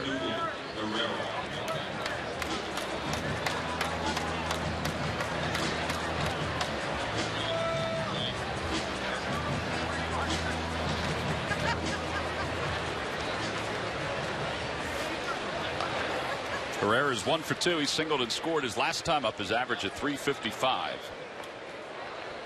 So he's facing a lot of lefties. And there's a liner out toward left center field, and his average is just going to keep on rising. He's thinking 2, and he forces the throw and stops at first. So a 2-out single. And that'll bring Phelps to the plate. I don't think there's any negatives that we can talk about when it comes to Herrera. No, and I mean, everyone knows he can hit. Just a matter of catching the ball in the outfield, and he's got the nice. A lot of left-handers sometimes will bail against left-handed pitchers, but for him, he stays in there nice and long and keeps the shoulder in tight, and really drives the ball to left field nicely versus left-handers. Cord Phelps takes outside. Now this is a spot. Would you think about sending him? Yeah, early too. Oh my God! Oh, I'm so energized. What would you like?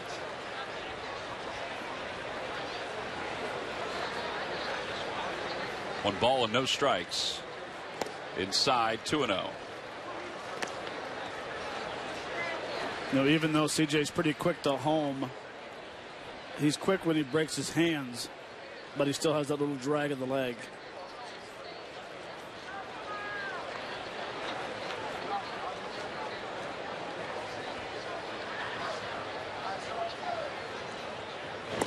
He saw that move right away, so he went back to first.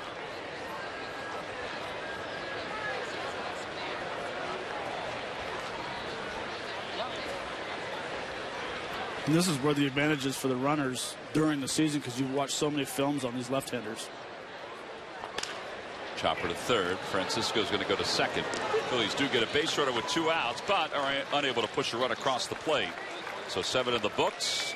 A light day offensively, and the Phils trail it 3-2.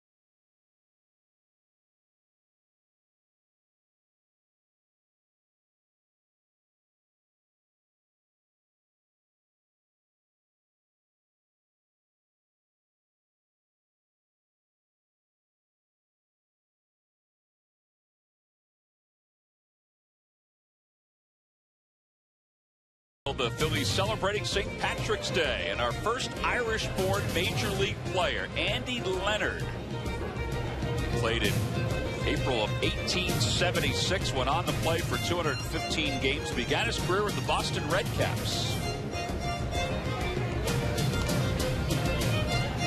I think we need a good Irish-born player in the big leagues just to update our list.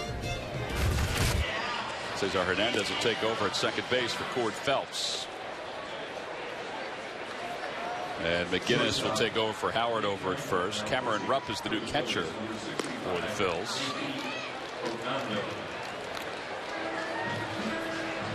And Hector Neris is the new pitcher for the Phillies.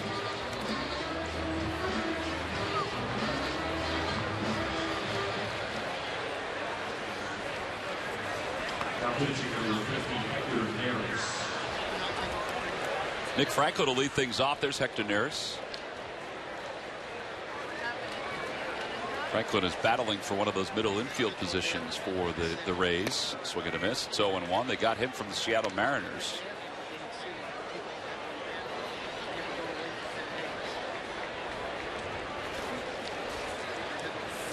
Rays changed their manager.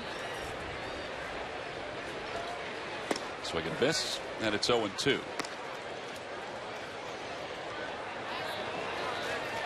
Changed the manager. They changed their bench coach. Tom Foley moved from third base to the bench. Dave Martinez followed Joe Maddon in Chicago. Kevin Cash is the new manager, the 37-year-old. Pitching coach is the same, Jim Hickey. Hitting coach is the same, Derek Shelton. And now the 1-2 pitch. Foul back to the screen. Tom Foley's a good baseball guy. He's been around for a long time. Ex-teammate of mine with the Montreal Expos.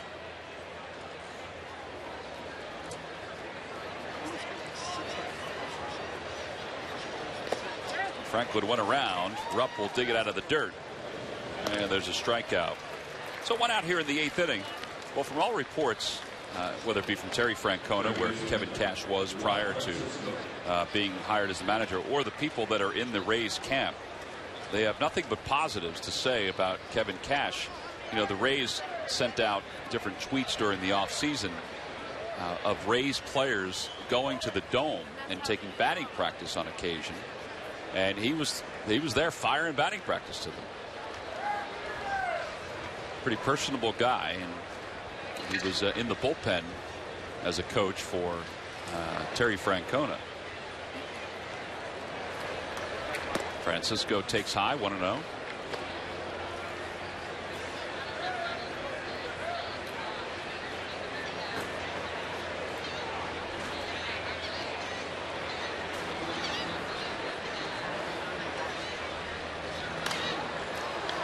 One ball and one strike.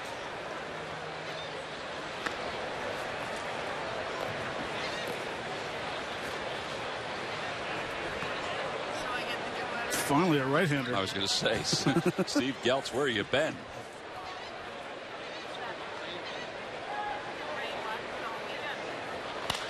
Francisco lifts it down the left field line.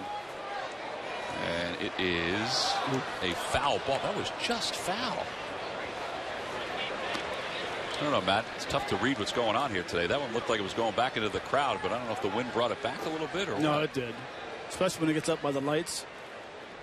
I think the wind's blowing harder than you think, especially by the flags on the scoreboard in left center.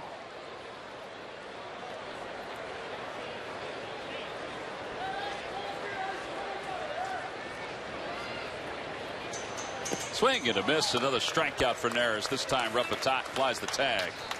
And there are 2 outs. That's 11 strikeouts this afternoon for Phillies pitching. It's just a nasty off-speed. Was it a split finger or just a hard I think it's a split. Good location. Hector Neris last year started the year in Double-A, 1.86 ERA. Then went to Triple-A. Phillies called him up. He pitched in 1 game, 1 strikeout, 1 inning of work. come through the Phillies system, 25 years old. On the inside corner, 1 ball and 1 strike. Yeah, we kind of had that debate last year about Neris, about what that off-speed pitch was.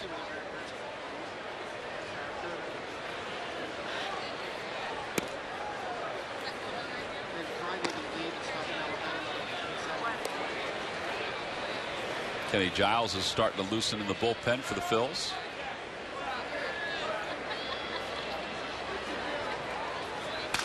That one's pulled out towards short under the glove of Galvis. It never took a hop for him, and Bobby Wilson has a 2-out single.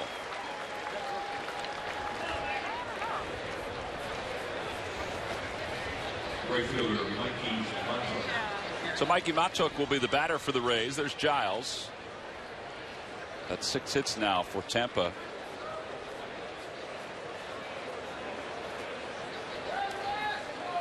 Well, if the Rays are going to shock everybody in the American League East, and they have been known to shock people, I wonder if they'll have the offense that can match up with the Orioles, the Jays, the Red Sox, I guess the Yankees. I don't know. With the Thunder in the lineup, I don't think so. Being able to drive the ball to the ballpark, and we talked about it yesterday. That's what the American League East lives and dies by. Fly ball left field, pretty well hit. Herrera going back toward the wall, and it is gone. First hit of the spring for Matuk was a 2-run home run, and it's now 5-2. Tampa's on top.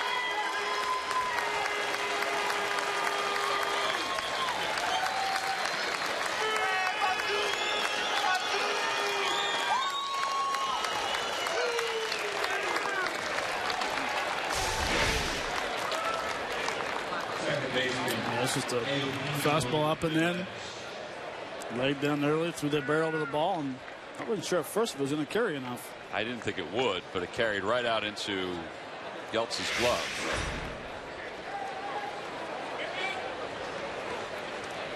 So it's 5-2 Tampa, and Eugenio Velez will be the batter. So like I was saying, I think they have the Thunder in their lineup.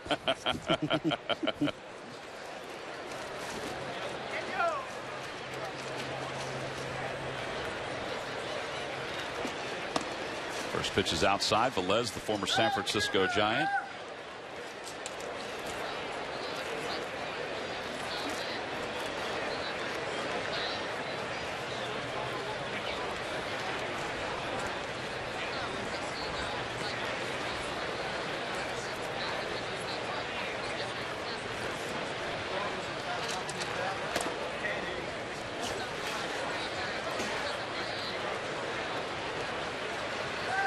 Quick conversation. Camera up. Neris had the first 2 outs pretty quickly, and then the single through the hole on the left side was followed by the home run, the 2-run shot.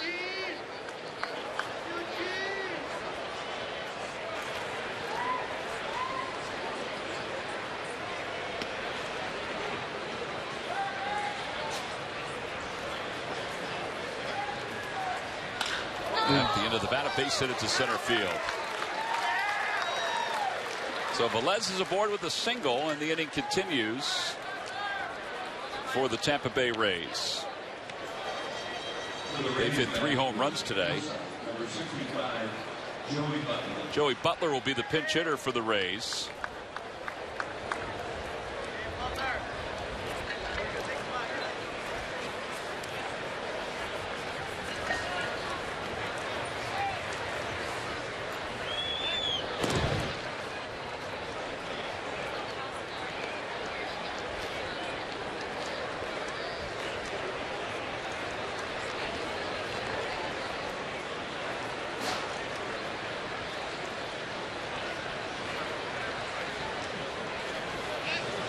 Another throw over. And Velez is back. Joey Butler was in the big leagues for 6 games last year. That's amazing, the number of guys that you kind of miss, that you don't know were major leaguers. He was with the Cardinals for 6 games last year. He was also, like you, an alum of the Japanese Professional League. Got to be able to hit that pitch if you're going to be over in the Japanese professional. The shoot, though. Yeah. He, however, did get a couple of cases of cigarettes and a couple of pandas because he had 2 home runs.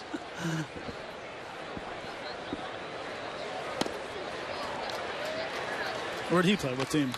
Orcs. Is it the Blue Wave? Blue Wave.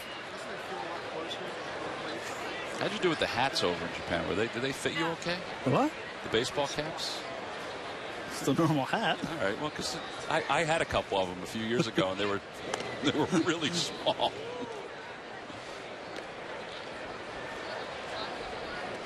I can't remember who got them for me. Who sent them over? Tom Selleck? Wasn't Tom Selleck. Might have been Ken Maka. Ken Maka.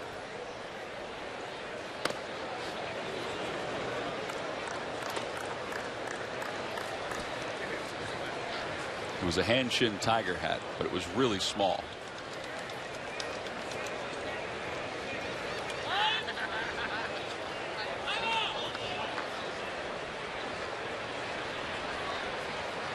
Speaking of Ken Maka, where is he nowadays? Is he scouting?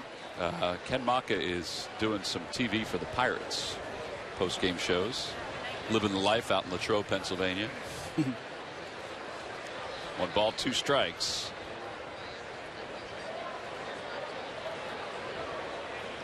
And the dirt. 2 balls, 2 strikes.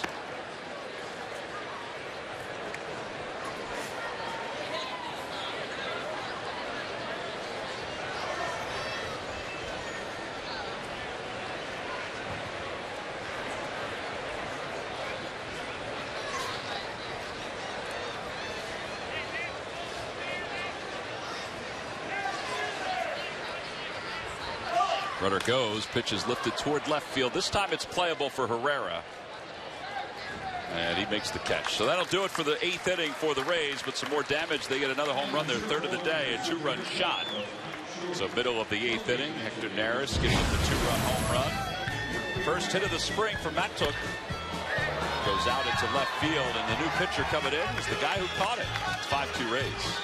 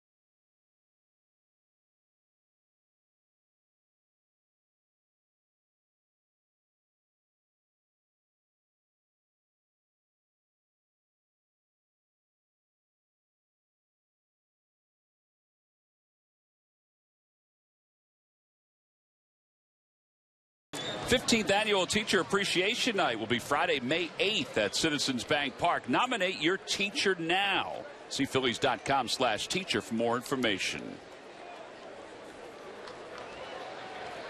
We go to the bottom of the 8th inning. And Jordan Danks will lead things off for the Phils. It's 5-2, Rays on top. And the new pitcher is Steven Geltz. 4 games so far. A 4.15 ERA.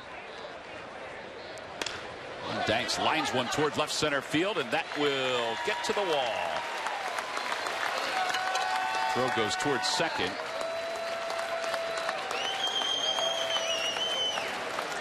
So a leadoff double for Jordan Danks, and here comes Michael Franco.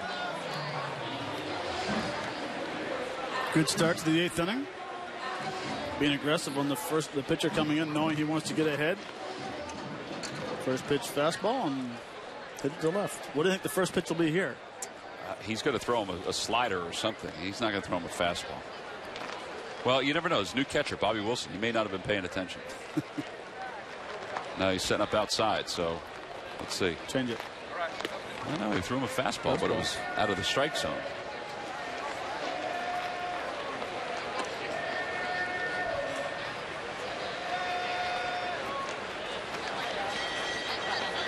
That's probably going to be the book on Franco, though, right? He's probably going to get soft stuff to start. If he keeps on swinging at it, he will. 1 ball and 1 strike. A fastball for a strike. I'm sure somebody's whispering in his ear, hey, be leery of that. Well, I think he needs to, pick his areas when he wants to swing at the first pitch.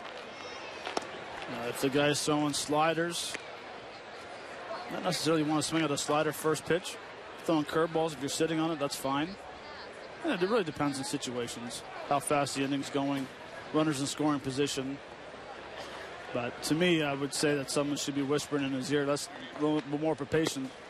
Wait for your pitch and get in the hitter's count. Yeah, that was a tough pitch right there. It was taken for a strike, but it looked like it was down and away. It's 2 balls and 2 strikes to Franco.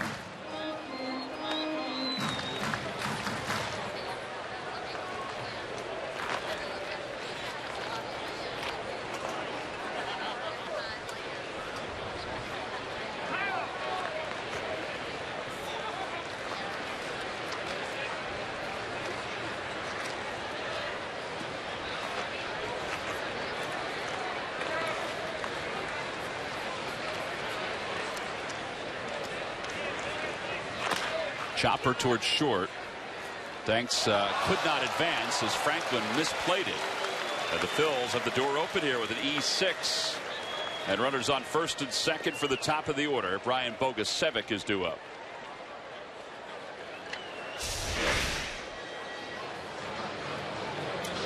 Kind of blocked himself, it looked like.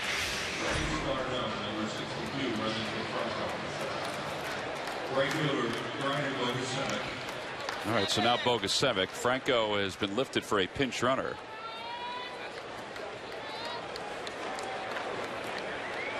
Chase Darno comes on to pinch run over at first.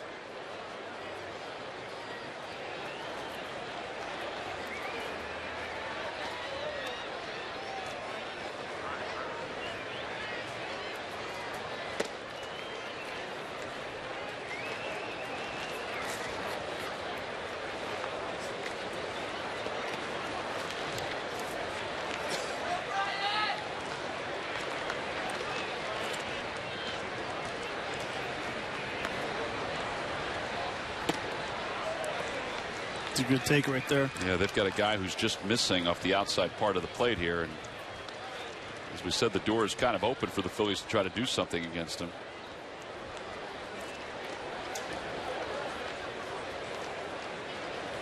Now look wherever your strength is on a 2-0 pitch. Good. Oh. Still wasn't his strength right there. No. Unless he can hit a ball 3 or 4 inches outside.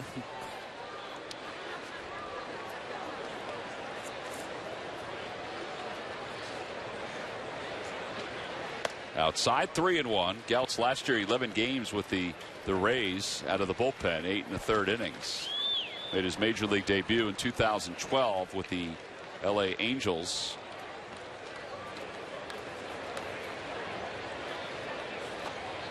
Came through the Angels organization before he was traded to the Rays.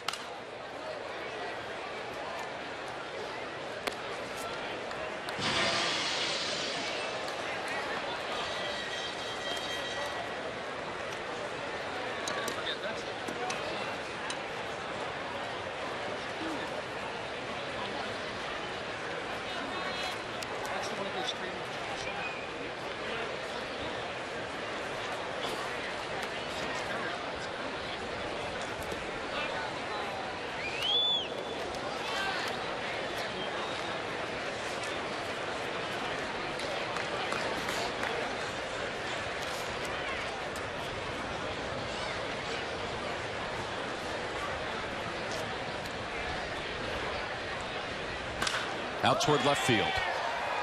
Motter is there toward the track, makes the catch. And the throw goes to third. There are 2 outs, or excuse me, 1 out.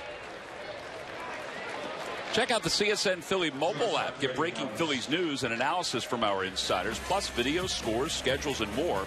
You can follow Villanova through the NCAA tournament. Visit csnphilly.com/app and download today. Bogusevic put a pretty good swing on it the other way, and now there's 1 out for Freddie Galvis.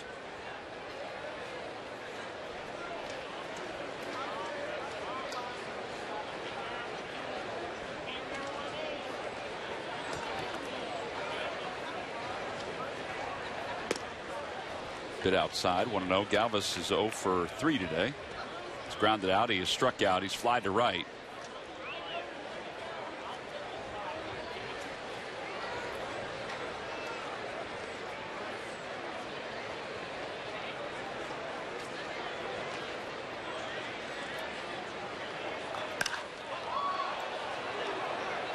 Shallow right field.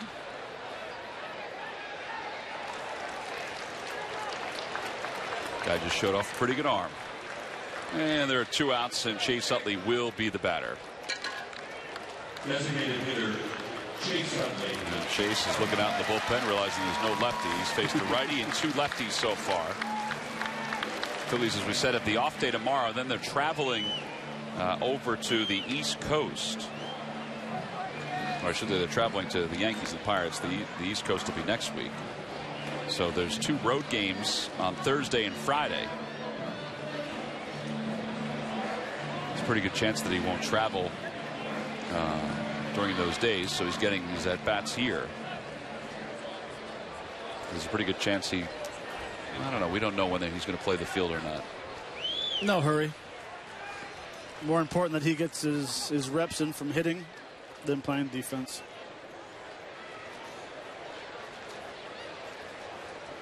I asked today, when are you going to start playing in the infield? He goes, in about 4 or 5 months. Typical Chase.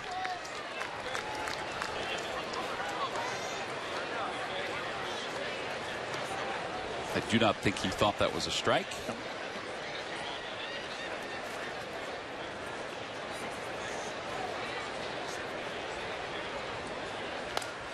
Oh, 0-2. Fastball got in on him a little bit.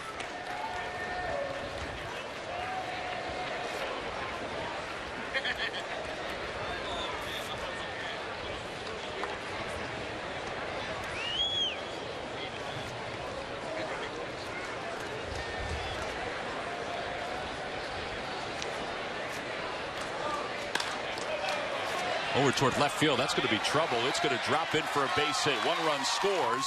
The throw goes to third, and d'Arnaud is out at third. Did the run score? The run did score, according to Phil Cuzzy. So put the run across the board. It's a 5-3 lead for the Phils. Well, give Motter credit. He got to it. His momentum was carrying him, but he made the throw cleanly, and d'Arnaud was out at third.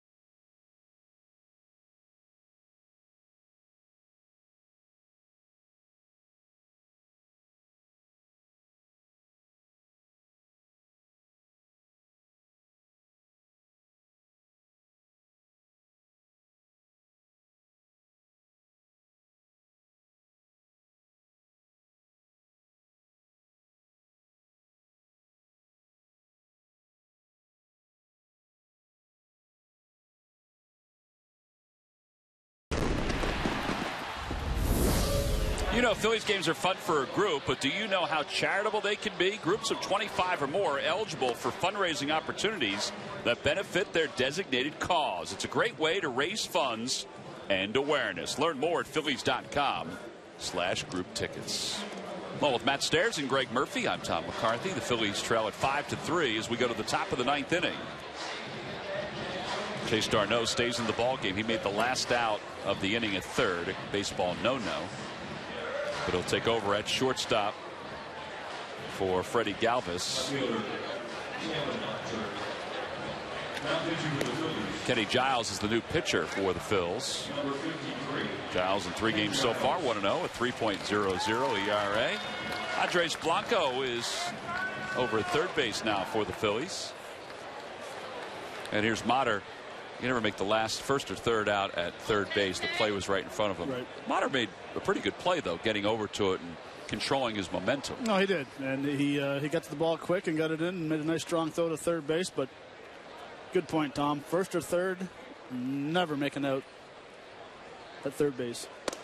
Yeah, Darno's already in scoring position at that point. I mean, Utley probably could have gone to second if, you know, he was if the play unfolded a little bit more, but still.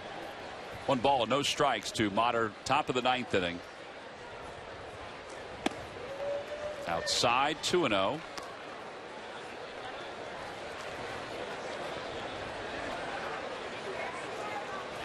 Five runs on 8 hits, 2 errors for the Rays. 3 runs on 5 hits, 1 error for the Phils.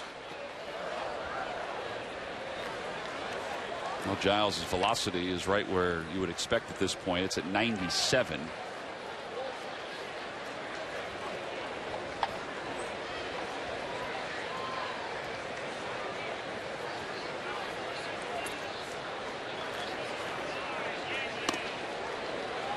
Or 98, depending on which pitch you look at.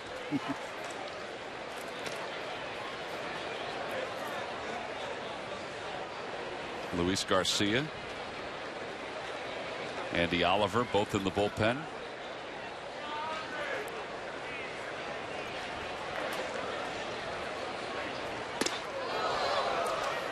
Little calling card, ball 4. And the leadoff batter's aboard here in the 9th inning.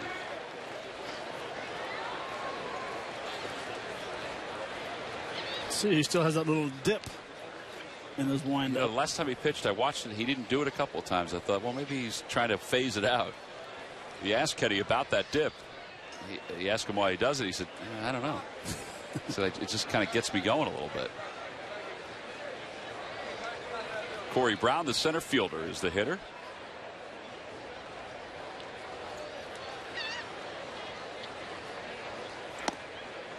And a slider sweeps down low, 1-0.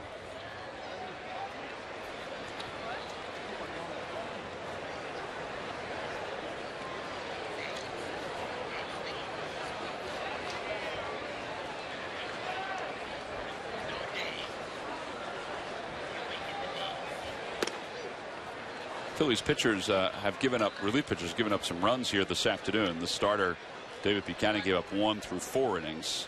And the bullpen has given up 4 since then. But for the most part, they've been very good this spring training. Yesterday aside, I think Bob McClure is happy with the development of some of his young pitchers. For guys like Diekman and Giles and DeFreitas and even Papelbon, I think it's difficult to be sharp because they're used to working more than once every, let's say, 3 or 4 days. Correct. They're used to working back-to-back days or 3 straight days or once every couple of days. So that's why Giles is not sharp right now, and I don't think that's surprising. And no, and it's a good point, and I agree with. Yeah, they throw bullpens. It's totally different with bullpens. You get game situations, and it's a very good point, Tom, that these guys are used to 2 or 3 days in a row instead of sitting around for 3 days. But I will say, though, the Phillies pitching staff today has only allowed 3 walks. They've done a nice job of throwing strikes. 11 punch outs, 3 walks. And ball 4. So Giles has walked the first 2. And now Alan Dykstra is coming up. Bob McClure is going to head out to the mound to talk to Ken Giles. First baseman, Alan Dykstra.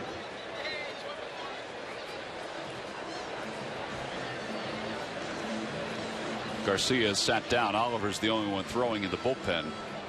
This is only 10 pitches so far for Giles, who's probably pretty frustrated right now.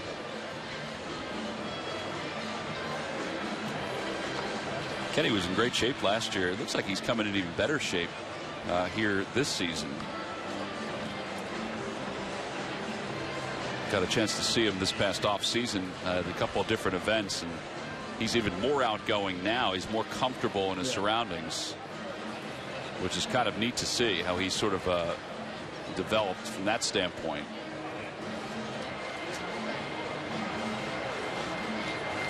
A long meeting. It is a long meeting. I wonder if he's okay. I guess he is okay. I think he was frustrated by one of the pitches, or maybe two of the pitches that he threw. He said something to McClure as he came out and pointed toward the home plate umpire. And Bob kind of said something to Phil Cuzzy as he was going back, so maybe that's why the conversation was extended.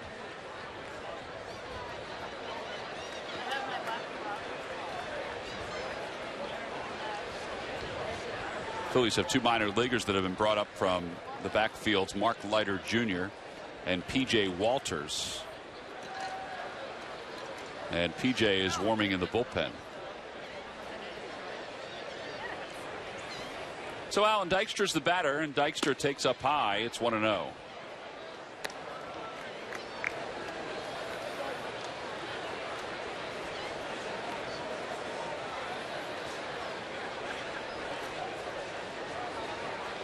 Throw a slider right here. Well, there you go, Matt. Thank you. Calling the game upstairs today is Matt Stairs. Well, it just helps him get out in front and getting down in the zone. He's been missing awful high with a fastball, so throw a slider. Do it again. Or that.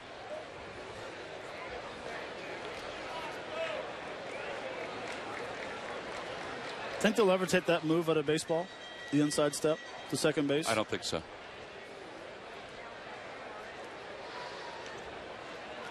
There's another one. It's 1-2. Honestly, I don't know why they took out the third to first move. I don't either. Just trying to clean up the game, Matt. Plus, they probably figured that whoever got picked off with that move looked silly, so they don't want guys to look silly anymore. It happened more than you think. I know. The count 1-2. And that one sweeps inside. So 3 straight sliders. It's 2 balls and 2 strikes. Cameron Rupp looks over toward the Phillies dugout.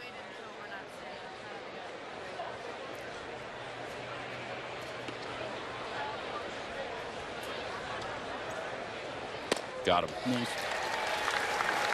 That was a 94-mile-an-hour fastball. Looked like it had a little cut to it, though, at the end. And there's one away.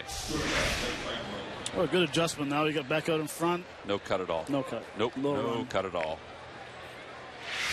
Normal Kenny Giles fastball right there.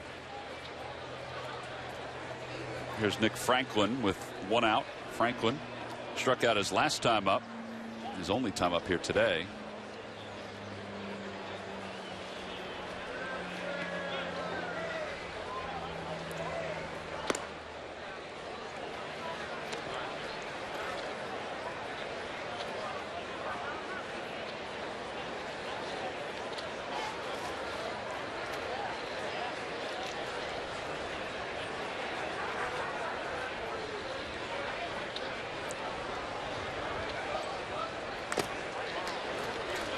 That was a case of Nick Franklin starting his swing early, but to catch up to the fastball and getting a slider in the strike zone.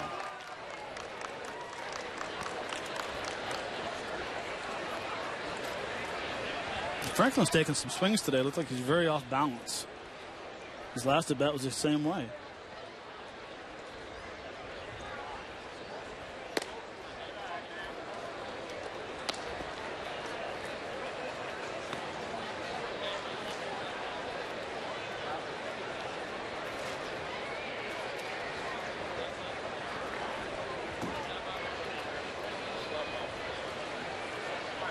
2-1 pitch. And it was right on the outside part of the plate. 2-2. See, this is where I look for the outfielders to make an adjustment. I'd like to see Herrera come in a couple of steps on left field. 2 strikes. You're trying to protect home plate. Swing and a miss. Nasty slider. Back-to-back strikeouts. Plus, if the outfielders come in, you can see swings like that. A little closer. This is the dreaded back foot slider. Oh. I think it's a fastball. Tough to see the rotation.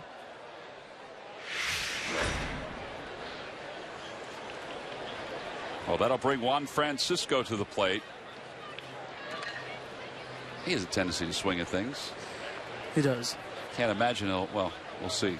You think fastball to start or slider again? I'll say fastball. Or backup slider. You say fastball. Ken Giles says backup slider. 0-1.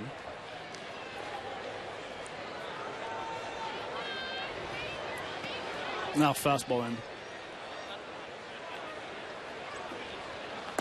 Or another slider.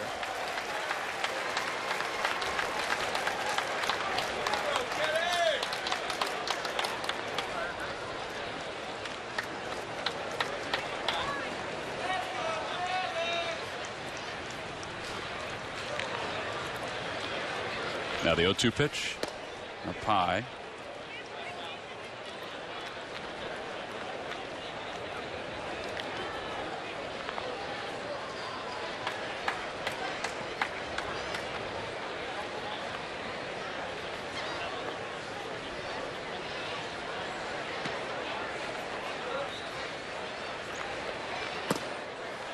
Well, he's not biting now. It's 2-2.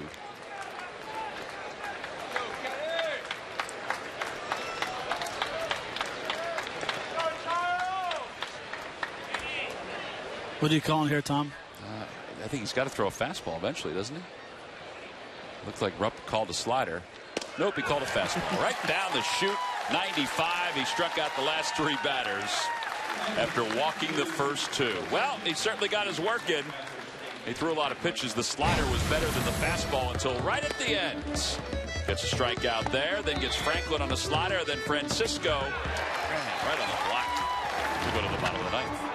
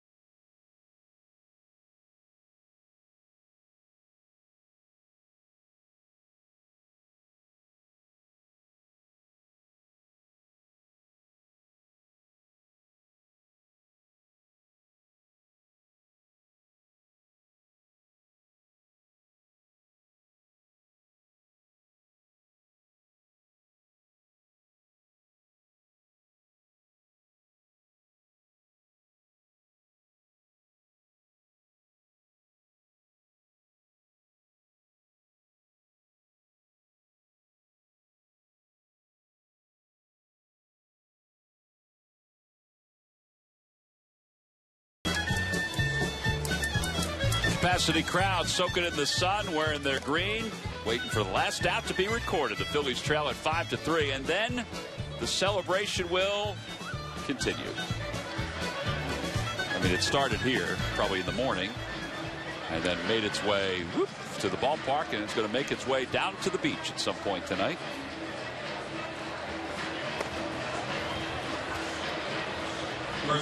New pitcher is right-hander Bryce Stoll out of Anaheim, California. Pitched in AA and AAA last year. A 3.86 earned run average. And he is on to face the Phils here at the bottom of the ninth inning. McGinnis will lead it off. Chris McGinnis, then Cameron Rupp, and then Herrera. Those are the scheduled hitters for the Phillies. Phillies with 3 runs on 5 hits, 1 error. Phillies are 8-6-1. The Rays 5-6-1.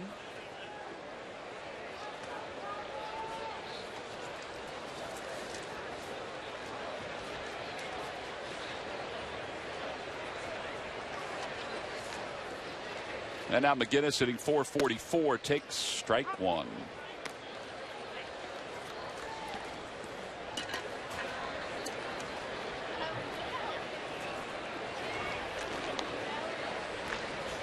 Strike 2.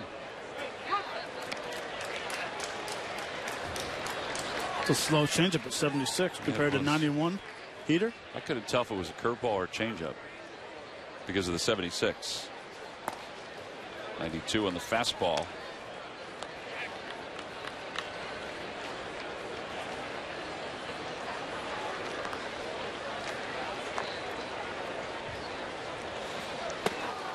Rays got Stoll from the Indians organization. It was a 22nd round draft pick back in 2008.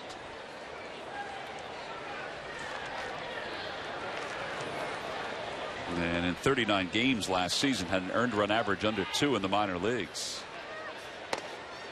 Down low, 3-2. The catcher Wilson tried to frame it.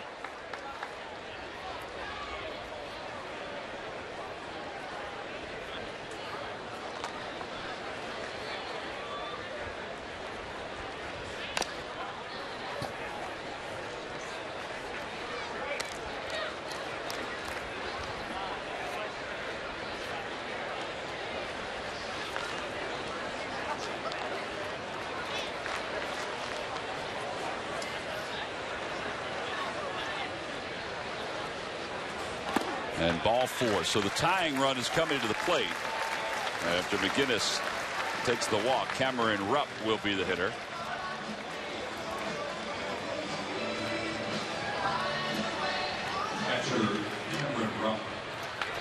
We have not seen Rupp on the big field here at Bright House over the last few games. He's hitting .364 this spring with 1 RBI. Thought we'd see more of him, but Carlos Ruiz is starting to catch more.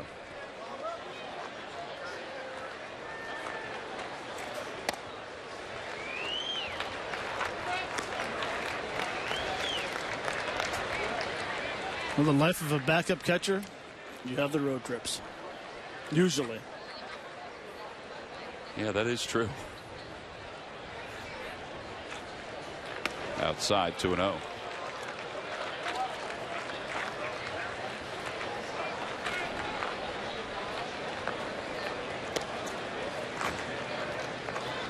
I've only seen Cody actually play a couple of games at home. Cody's been on the road. He also was out when he was hit by the pitch. Yeah.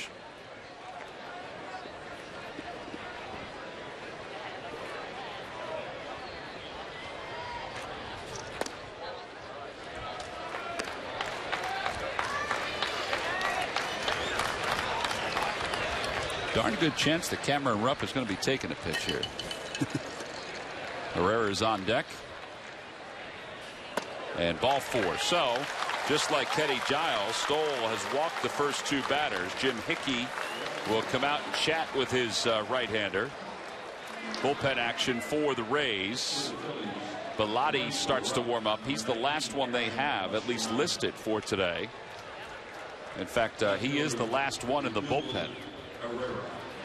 Cameron Rupp is going to be lifted for a pinch runner.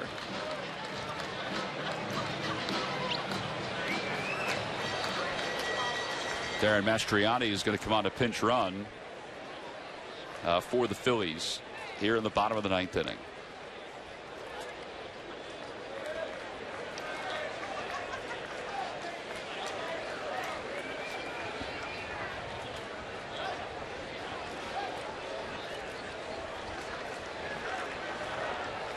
Herrera today has 2 hits. He's 2 for 3.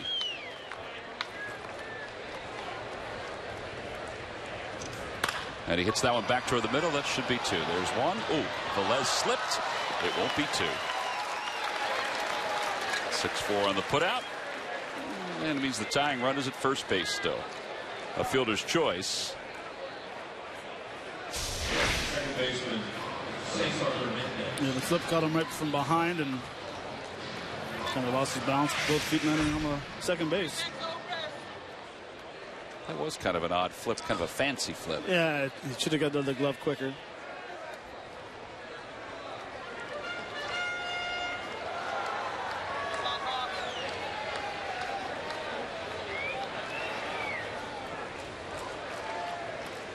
Cesar Hernandez, a 125 hitter, takes outside and high. 1 ball, no strikes.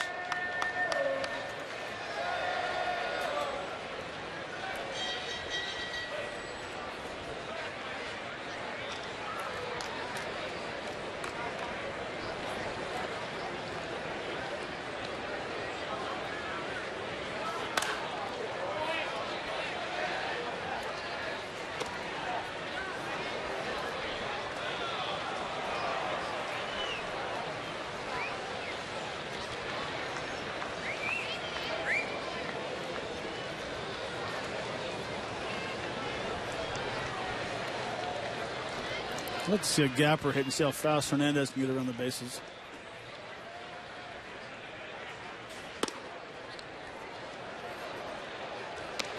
Yeah, the outfielders are playing deep, trying to cut that off, trying to cut the gaps off.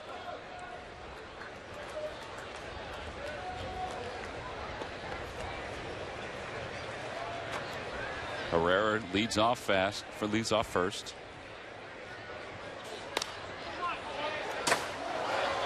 Incoming.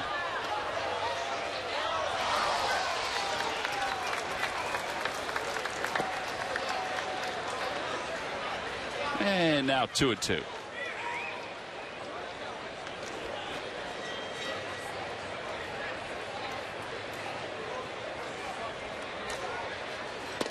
Called strike 3. Hernandez down looking. That was a pretty good pitch. At least it seemed that way. I don't know if he thought it was low. So now the Phils down to their final out as Jordan Danks will be the hitter. Yeah, it's a pretty good location right there. I mean, he pulled it up a little bit, but it looked like it crossed right at his knees. So here's Danks, who has the ability to win this one for the Phils. If he gets on, Chris Nelson will be the pinch hitter. Danks doubled his last time up. He's 1 for 3 today.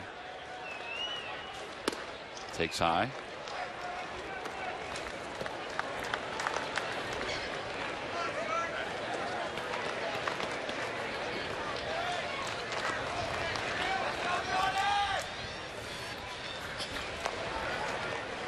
One ball, no strikes.